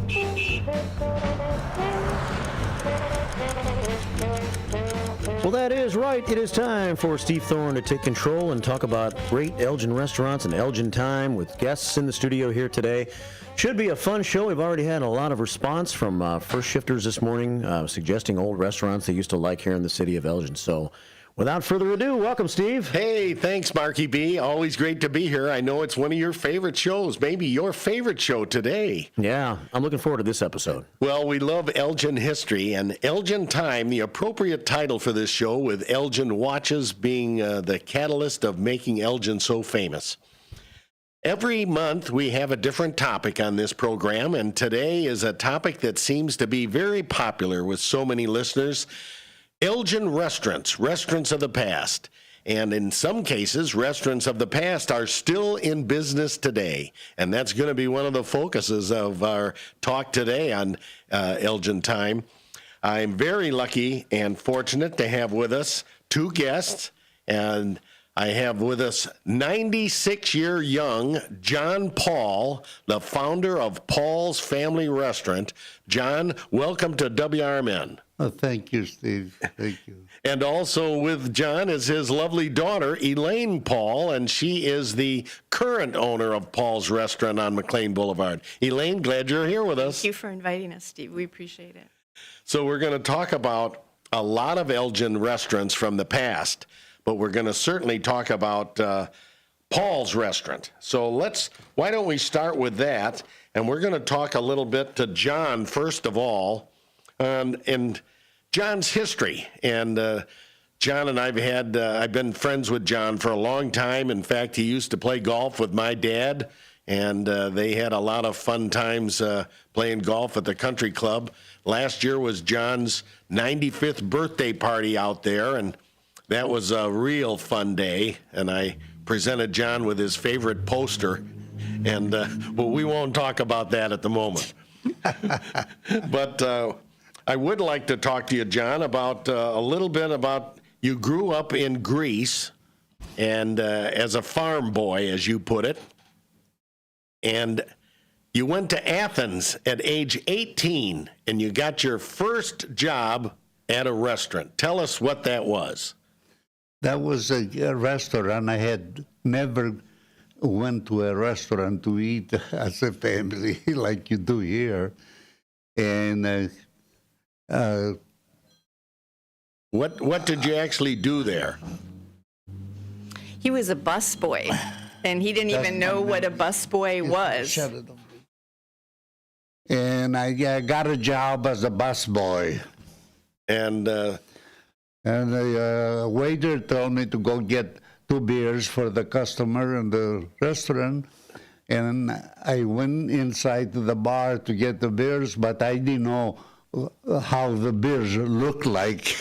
So I asked the bartender, he says, here they are, and I picked them up, I took it to the table. And that was my first experience in the real world. The first time you served anything was you served 2 beers. That's Yeah. pretty fun. And sadly, now you don't have beer at your restaurant. No, it doesn't. Well, I think the fun part of your story is that life moved on, and you had a connection to the United States, and you wanted to come here. You had an uncle here, and they wanted you to come here. And I understand that was in 1950, but the paperwork took about 5 years. And finally, in 1955, you were able to come here.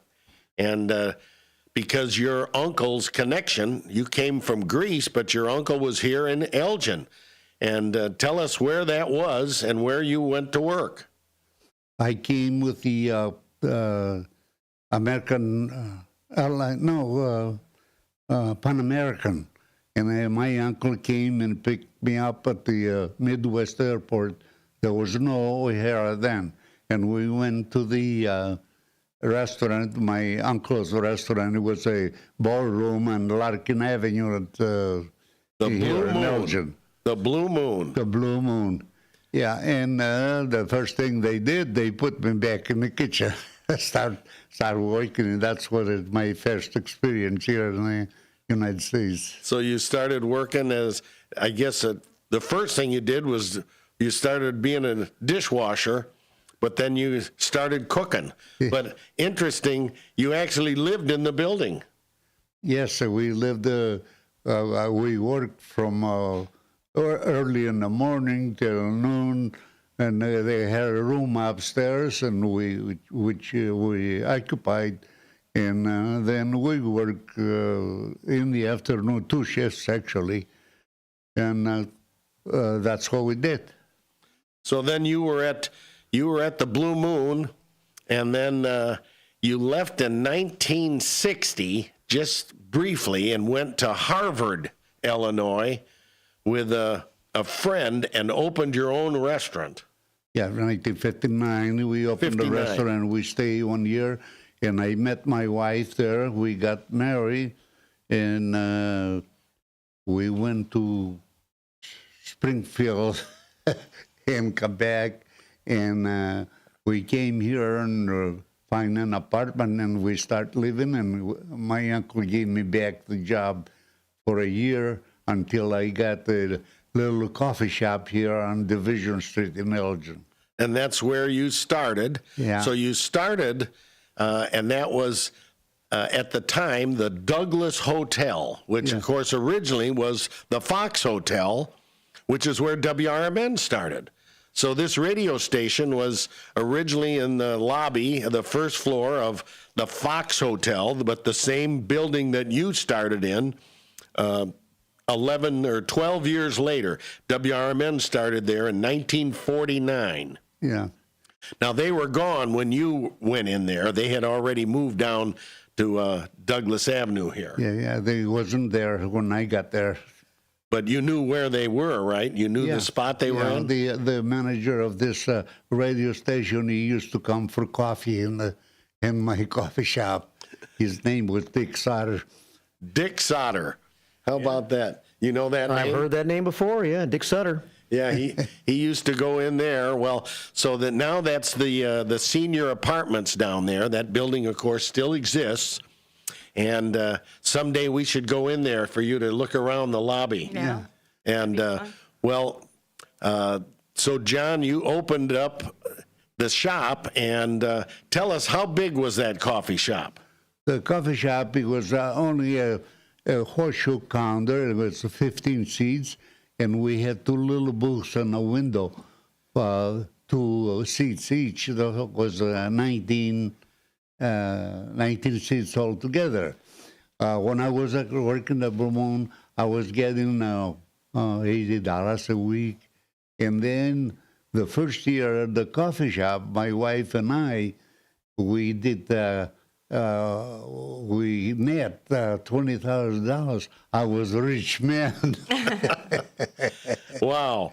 Well, amazing. And then, of course, I guess Elaine came along right then. Yeah. And so you were raising a child and had your new business and the coffee shop. You got the coffee shop from Hurdles. It was the coffee shop was there already there. Ed Hurdle? Ed Hurdle and Millie. And Millie.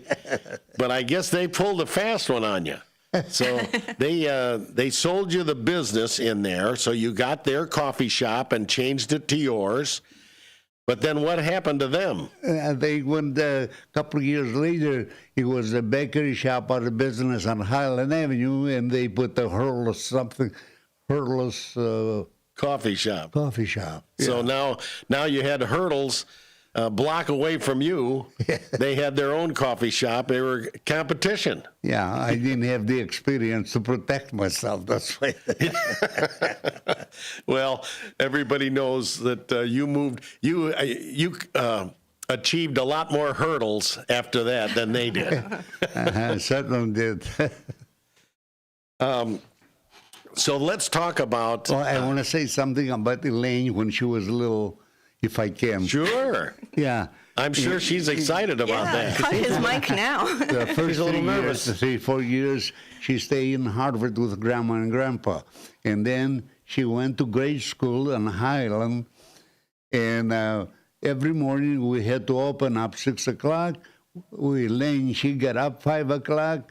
Dad, the mom, come on, sleepyheads, we're going to go to work. We bring her to the lobby and put her on a couch and put my car coat over it, and she slept until I took her to school.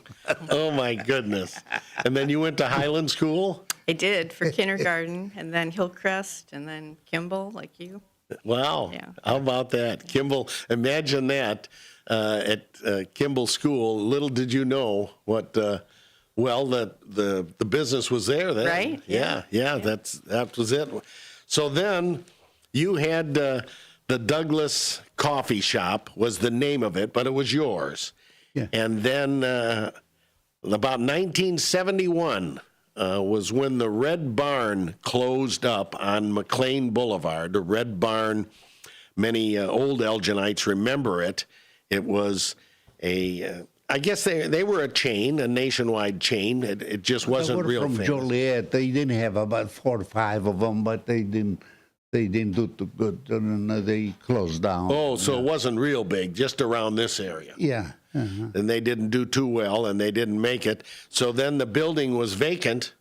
Yeah, it was vacant, and it wasn't built for a restaurant, but I agree with the landlord, and we built on the front of McLean Boulevard, and we put the dining room, the first Paul's family restaurant. Sure. It was just, you just walked in and got food and left. It was a drive-in, essentially, they called it. Yeah. But then you built the front extension on, So then now it was a dine-in restaurant. Yeah. Do you remember how many people could sit in there? It was about 140 seats altogether. Wow. Yeah. About 140. I think you know exactly. Yeah, and I want to tell you something. I found some bills from the restaurant when I built it, and I had the plumbing contractor. It was $1,700, and the electric bill, it was about $1,500. It's only one day's work today. Yeah, still, it's a little difference. Well, then you had so Paul's Restaurant there, and then you had a lease from the building owner. So you had an agreement to build the front onto it, but he still owned it, or they did. I had a lease for 20 years. A 20-year lease from 1971 to 91. But 91 was an interesting year because I think it was the first of the year, and they wanted you to sign you wanted to sign a new lease. Yeah. And but they wanted a little change in that lease, didn't they? Oh, they didn't want to give me a lease, but they said they will give you a lease, but we're not allow you to sell it to anybody else. And I said, it's your building. You can do whatever you want. You tell me if you want. And they didn't give me. We didn't agree. And then I had a friend in Chicago, structural engineer, and I had a year from that day until I moved out of the building, and we made the plans, we built the building, and we built the building, and then we locked the front door, the restaurant on McLean Boulevard, and we opened. We didn't lose one day on the process. So essentially what happened was that they essentially had an opportunity that they might want to take over that restaurant at some point. You didn't want that chance. And so because they wouldn't give you the lease, you said, I'm going to just build a building behind it, because you had bought a house there and had it demolished so that you had it for parking. Yeah. So that had already happened, and that was essentially where the current Paul's building is now. Uh-huh. And then you found out what they wanted to do, and you didn't want to have a chance of losing your business. So you, as you put it, you did something to protect yourself and protect your longevity. So you went to work and you built the new Paul's Restaurant. And you built it, and your lease ended in December. And in December, you closed one night the old building, and the next day you opened in the new building. You didn't lose one day of business, and then the old building sat vacant, and the owners realized, well, now what? Yeah, and then after that, we agreed to it, and I bought the old property where I was listed. A couple years later, you bought it, and they had it torn down and made it extra parking. Yeah, the whole block there for gardening. Yes. And you got gardening to the north right there by Kimball School, and that's another thing that a lot of people, I don't know that they realize that a lot of your vegetables are homegrown and fresh garden vegetables there. It's interesting, if you drive by now or if you park in the lot near that garden, you will notice a big aluminum or metal cupola that was on the top of a barn. And that barn was out on Randall Road, right there where the orthopedic building is, and there's a 7-Eleven out there. And tell us about that. Well, during the period when I was at the restaurant, they were selling, Mr. Burns was selling that piece of property. It was 5 acres. And There was the old Pets and Pots, Right. for anybody that remembers. Pets and Pots was the name of it, and they had animals in there, and they had a lot of pots and pans, Tupperware, a lot of stainless steel frying pans. I remember going there when I was a kid with my mother, and obviously that was the reason. And it was an interesting, and that's why the barn had a little modification on the front with a lot of glass, and you could see in. And it was a barn that had been essentially modified somewhat inside, and I they guess had all kinds of animals, pets, and that's why they call it pets and pots. Right. Because there were flowers and pets. Pots means the flowers that were selling that stuff.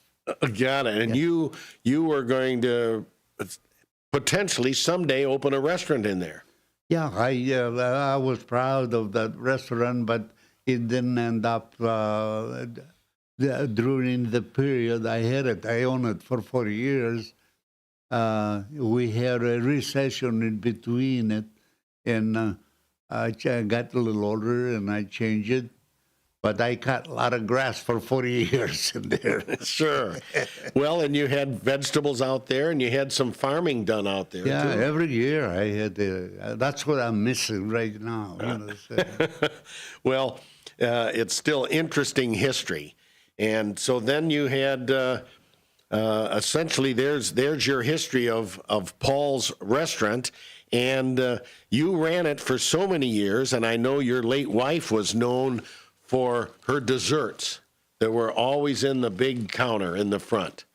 I remember Stella's pies, Stella's cakes, etc. And you know how that happens? The pie man, he brought the pies at the little coffee shop, and Stella complained about the pies that weren't right, and the pie man says, "Why don't you bake them yourself?" And she started baking them ever since he told her that. And she never, prior to that, never baked anything. She was not a baker. Wow. Or anything like that. Yeah. Who would have known? But he did us a favor because now we're known for our desserts. But that all started when my mom was challenged. Like, and now he goes the pie man. The pie man ate his words. Yes, there you go. And maybe at some point one of her pies. Well, it's such neat history that you have with Paul's Restaurant in Elgin, and of course now for many years now your daughter's running the business, and she does a very good job. Oh, I think we all know that, and we all know that here at WRMN, and you've been a partner here with the shopping show that because that way there's advertisements and people talk about it on the air. Even my Friday show, when I get time, I talk about where you can get fish fries in Elgin. Yeah. And I always include Paul's. It's a list of about, a number of them, including even some of the private clubs from the Eagles Club to RK's in South Elgin. They advertise with us in the Elgin Public House. And Paul's Restaurant, and I always say, and Paul's is the one where you can get macaroni and cheese instead of potatoes. So I always like to say that. But you run a great restaurant. Can I say something before I forget? Because I'm getting forgetful. I want to thank the people of Elgin and the surrounding area. All those years they supported me and my wife and my daughter, and I just appreciate that.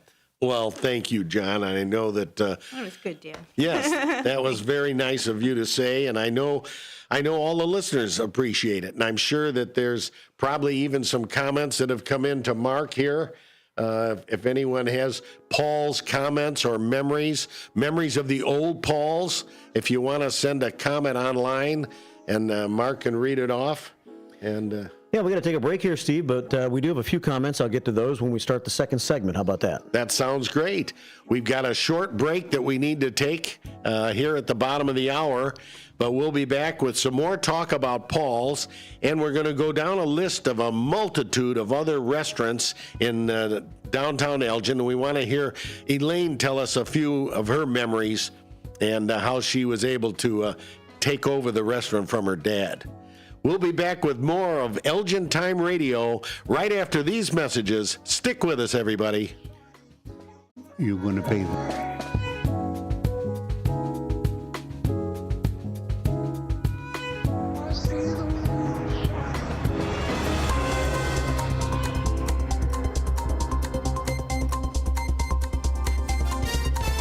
your 1410 WRMN News Flash, I'm Sean Credan. Brought to you by Linzess. Elgin is all set for the holiday season. The city has chosen a stunning blue spruce donated by local residents Brian and Debbie McMahon as its official 2024 holiday tree. You can join the community on November 30th at DuPage Court for the tree lighting ceremony with Mayor David Captain and Santa. The City of Elgin has released the annual budget powered by ClearGov. The transparent platform allows everyone to easily understand and explore how the city allocates funds to improve community services. Find a link on the City of Elgin social media. Kids who want to make sure that Santa gets their Christmas list this year can drop off their letter to Santa from November 15th to December 18th at the mailbox in front of the Edward Shock Center with no postage needed. Don't forget to include your return address to get a reply from Santa himself. With your 1410 WRMN News Flash, I'm Sean Credan.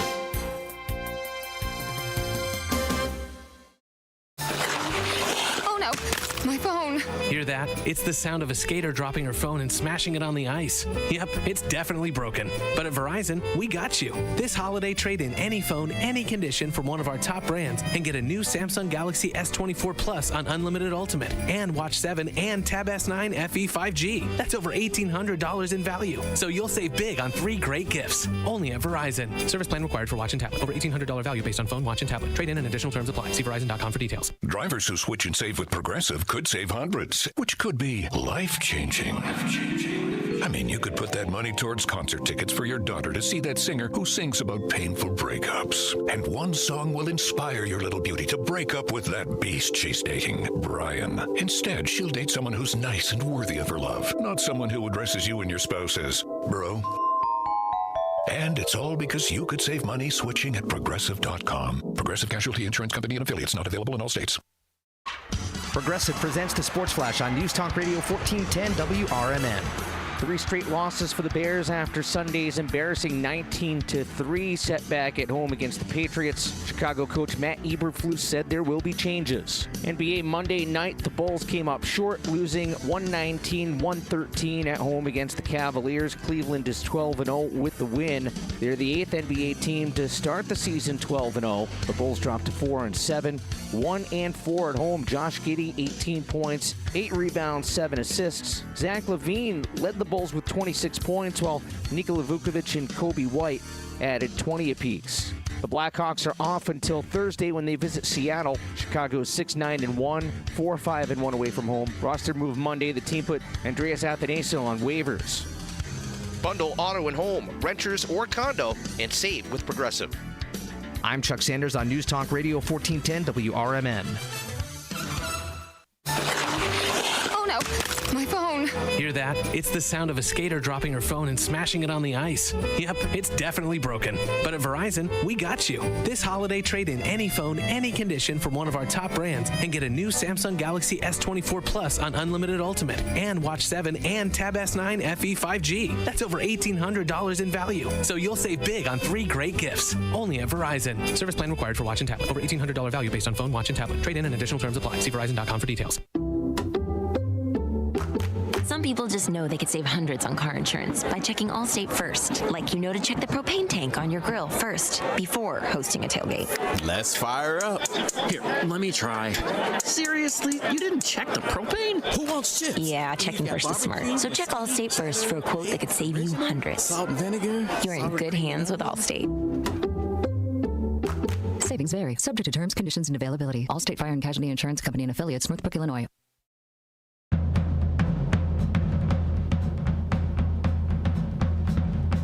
.34, it's Elgin time. Here on this Tuesday morning. Breaking news this hour, the Chicago Bears have fired their offensive coordinator Shane Waldron this morning, just on a side note. And on YouTube, we have lots of comments coming in. We got Wilma says good morning to everybody. And Sweet Sandy says, I love Paul's restaurant. We eat there as often as we can. Hello, Mr. Paul and Elaine from Sweet Sandy this morning. Hey, Sandy.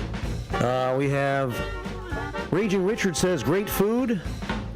And let's see. Hector says, does Paul's restaurant make baklava? Do. Yes. Yes is your answer, Hector. Hector, that means yes, go get some. That's right. Anyway, one phone call. about some memories of Paul's too at 847-931-1410. Let's take that call. Good morning. Welcome to Elgin Time. Good morning. How is everyone?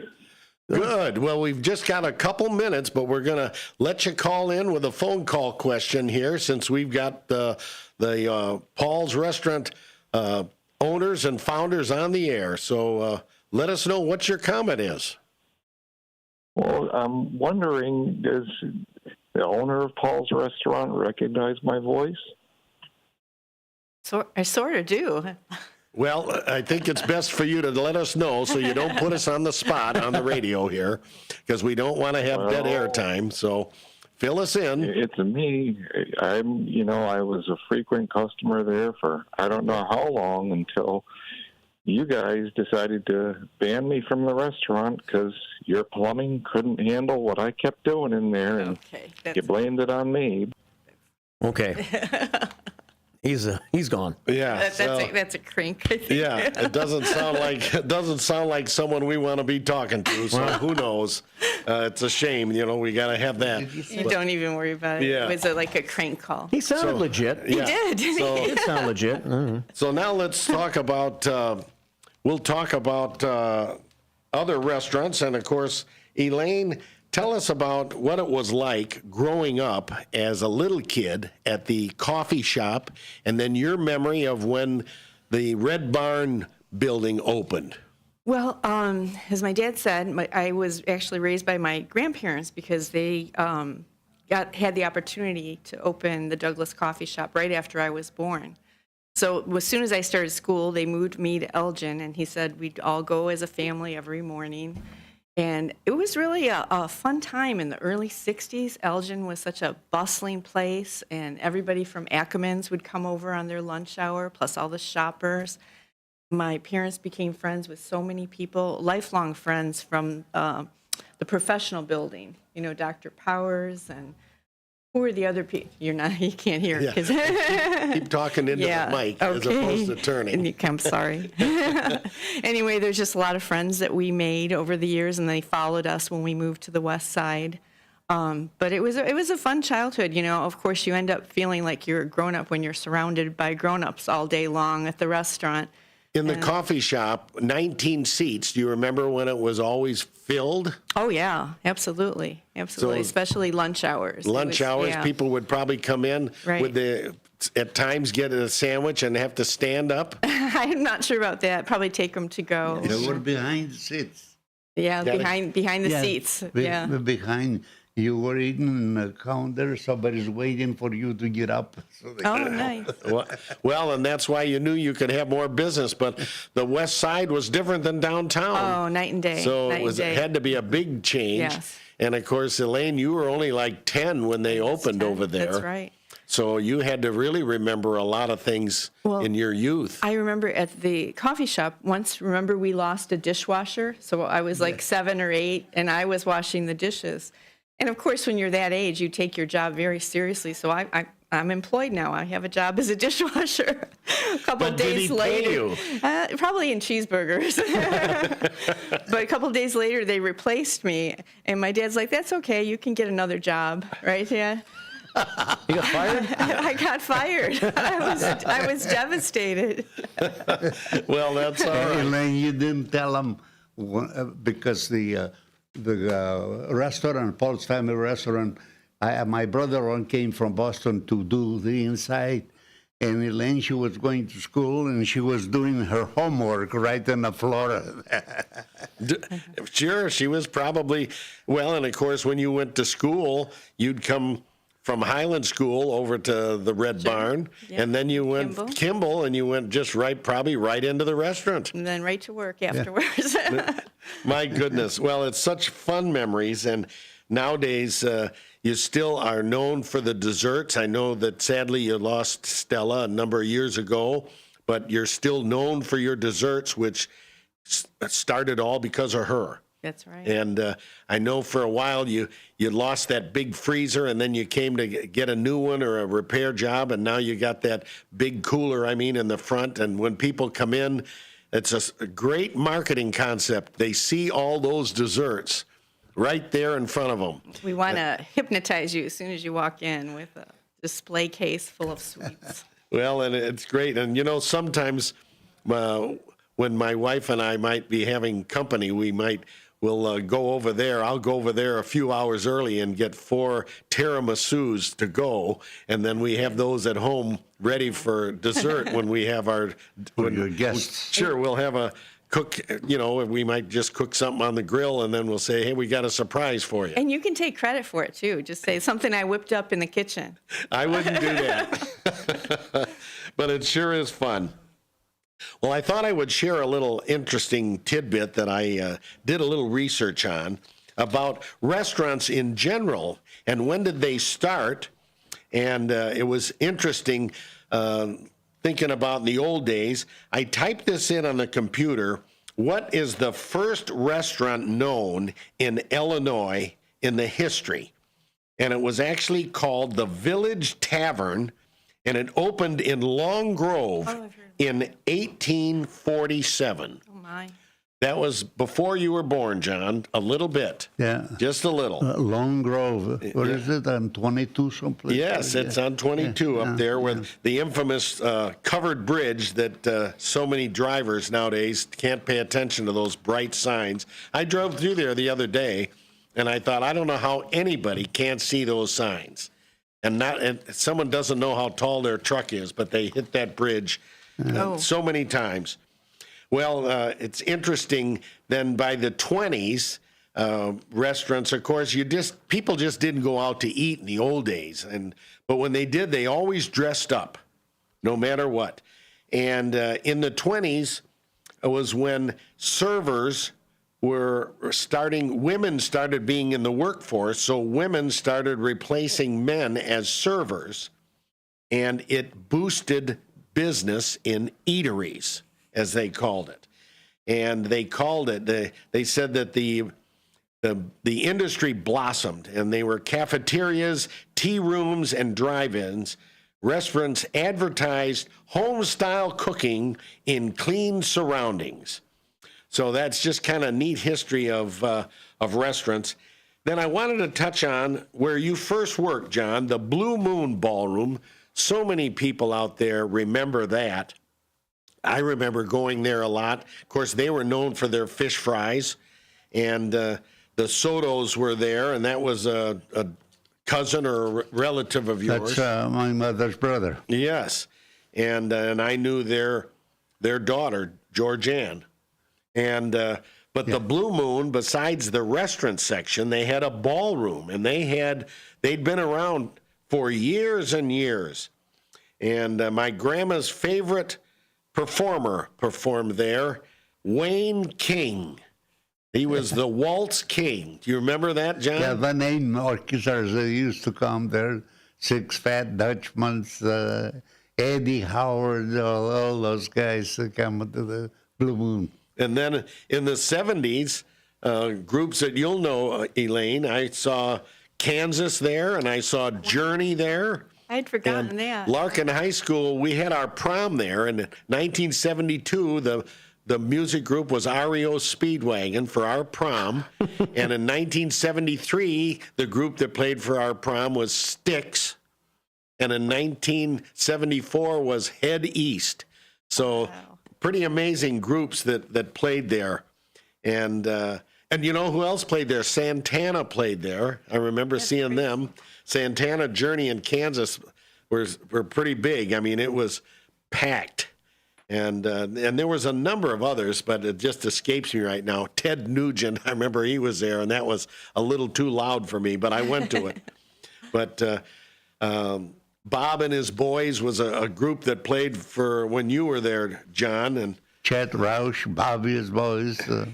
They work in all the local bands. Well, here's something fun. I went. I opened a 1964 Elgin phone book, and I thought I would go down the list of restaurants that were in there. And John, why don't you and Elaine tell me if you remember some of these? So here was the directory, 1964 in Elgin. There was an A&W root beer. There was the Aqua Lounge. The Aqua Lounge, which probably was more of a tavern, but they must have sold food. And I remember where they were because they were right next to where I got my hair cut as a little boy. And my dad used to take me there. And that was all the way down at the south end on Grove Avenue, 265 South Grove. Another one was Oren's, Aurands, Oren's Restaurant, 12 East Chicago Street. So that had to be just right here around the corner. The Blue Ox Restaurant. Do you remember that one? On Villa Street. Yes. Yeah, that was on Villa. Yeah, just a little motel right next to it. And I said they were famous. The guy was going to the market, buy strawberries, and they had the best strawberry pies, the Blue Ox, you know. Until Stella started making them. Yeah. And Stella made them better. I bet she did. I'll bet. Do you remember eating at any restaurants other than your parents when you were little, Elaine? Not really. It was all about work, and we didn't have a lot of spare time. But I do remember, like, on their anniversary, we would make an effort to go out, and probably I remember going to Floyd's, but that wasn't in Elgin, but sure. nearby. Well, but still, it's a restaurant in this area. Sure. In this area, there's a few that, you know, really kind of stand out that people remember, and that would be Floyd's and the Milk Pail. The Milk Pail, yeah. Chateau Louise. Oh, yeah. That was quite the building there. That was fancy, yeah. That was beautiful. And the only thing I remember, the guy with the malts, he was very famous. What was Fred's name, Elaine, the pharmacist?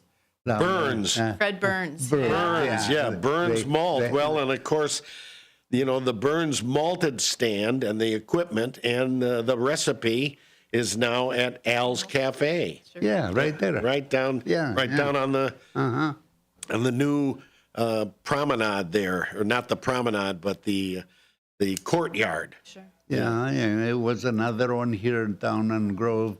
Spicy meatballs. Oh, well, we're going to get to that one. That's Enrico's. Oh, sure. Enrico's Spicy Meatball. Yeah. And pizza. And pizza. The first time I ever tasted deep dish pizza was there. Yeah. And Enrico's was all the way down there, not far from the Crocker Theater, right by the Crocker Theater on Grove Avenue. Yeah. And I seem to recall that, didn't you go downstairs to Enrico's, or was it on the first floor? Do you remember? Not exactly. I don't remember that. But Enrico's was... I remember a little place on State Street, Udison's, Mrs. Udison. Sure. Yeah. Udison's restaurant. They were there for a long time on the west side of the street there. Yeah. And I can remember going in there and sitting at the counter one time, and my dad knew John Udison. I think he was a schoolmate. Yeah. Oh. Yeah. And then his son, Udi, it's what he went by. Mm-hmm. He was the locker boy. Yeah, he was the locker room attendant at Elgin Country Club for many, many years, a long time. And then he got a job at Bobolink Country Club in Highland Park. And he invited my dad and I out to play golf. And I'll never forget it. It was the ritzy experience I ever had. My dad, they valet parked my dad's car, and my dad did well. He drove a Cadillac. But let me tell you, my dad says, my car never looked so small, Steve. It was parked between two Rolls Royces. Oh, my. They were all backed in. So there was a Rolls Royce backed in, there was my dad's Cadillac backed in, and there was a Rolls Royce backed in. And I remember we went into the, and it was a men-only club. And we went inside, and Udi says, you're my guest today, and we have a buffet here if you'd like to eat it, or otherwise just tell us what you want. And my dad says, well, we'll look at a menu. He says, we don't have menus. You just tell us what you want Which club was that? Bobolink. Bobolink. Bobolink. And the other thing I remember about that was we played the first hole, and it went down and it turned to the left, and there was a little pond by the green. And this course was so perfect, it almost seemed like AstroTurf. And on that pond, there was a little teeny island, no way to get to it. And it had a little post with a mailbox on it that said suggestions. I was invited to play golf on that club from Bob Bate. And we went there, and it was hot. I wanted to put shorts on, and probably they won't let me. So I went there, and I said to Bob, Bob, I want to put shorts. And John, you can come with your other shirts and play here. It's a pretty amazing place. It was, and because they were all men. Yeah, it was all men. Oh, it was. That's why. Yeah, I thought they had no rules. Yeah, it was all men, but it was also older men, and it was a lot of old money, as they called it, and it was a lot of older members. That you didn't see any young people there. And so when we played golf, my dad and I played, and when we played the back nine, there was no divots at all, nothing. And that's because most of the members only played 9 holes. They were older. So anyway, let's get back to our restaurants here. We're going to go down the list, and tell me if you remember some of these others. We left off with the Blue Ox, and then the next one was Burger Bar. The Burger Bar was on Lillian, and that later became Nicky's, and then it became the Two Brothers. And when it was they won the lottery, remember? And then they used that money to bring all their family over here. Oh, over there on Walnut Street. Lillian, they were over there. The same place. Yeah, across from the Ace Hardware. It's where Klein's is. Klein's is there now. Yeah. Ace Hardware. Yeah. Here's another one, the Chalet restaurant, the Kozal Mill, the Corner, that one. I think that was down right by the watch factory. Cozart's Cafe, Dog and Suds on Villa Street, Don's on the Hill. Don's on the Hill was 219 East Chicago Street. That has to be right where Elgin Public right across from Hawaii. Yeah. How about, and then, of course, as I was going down the list alphabetically in 1964, there I got after Don's on the Hill was Douglas Coffee Shop. Well, of course, we know now all the history there. That was the inception of Paul's. Next is Duringer's Drive-In on Dundee Avenue. Eaton's Redwood Inn. I guess they were they included their fact that they had food in 1964. How about the barbecue place? Well, we're getting to that one. I know which one. You know what my favorite. Yes. Next was the Elgin Sandwich Shop. They were 11 North Grove. The Esquire Restaurant, 12 South Grove. I seem to remember going there. Do you remember the Esquire, John? Yeah, Phil Manolis, he owned it, the old man, and then he had those he had about 15 of them, those Swedish houses. The Sweden House. Yeah. Oh, yeah, that one's on here, too. Yeah, he had a son, Leo. He was the partner. And the Sweden House was a smorgasbord. Sweden, yeah. Yeah, they don't call it that anymore. Now they just call them buffets. Yeah. Elaine, any other restaurants you remember? No, but I'm daydreaming here because as you're going through the list, it just makes me feel so thankful that we're still here. None of those places are still here. Right. So it does make you put it in perspective. Bloomberg, who was it here? Across here. Bloom's Ice Cream and Soda Shop. They were right across the street. Yeah. And I think they had sandwiches. Next is the Fossetti's, 11 North State.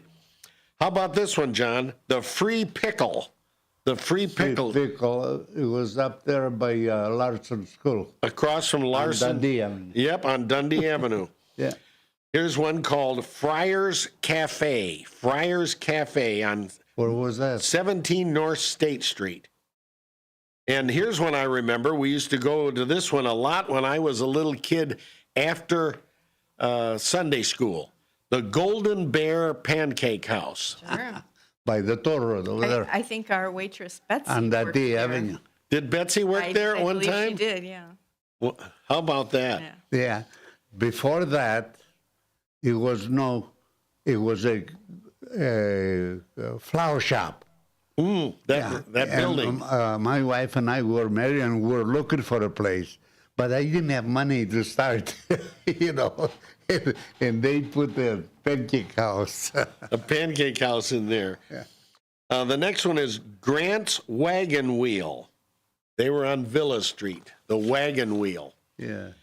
How about, here's an interesting one. Mark will find this interesting. The Greyhound Bus Station Coffee Shop.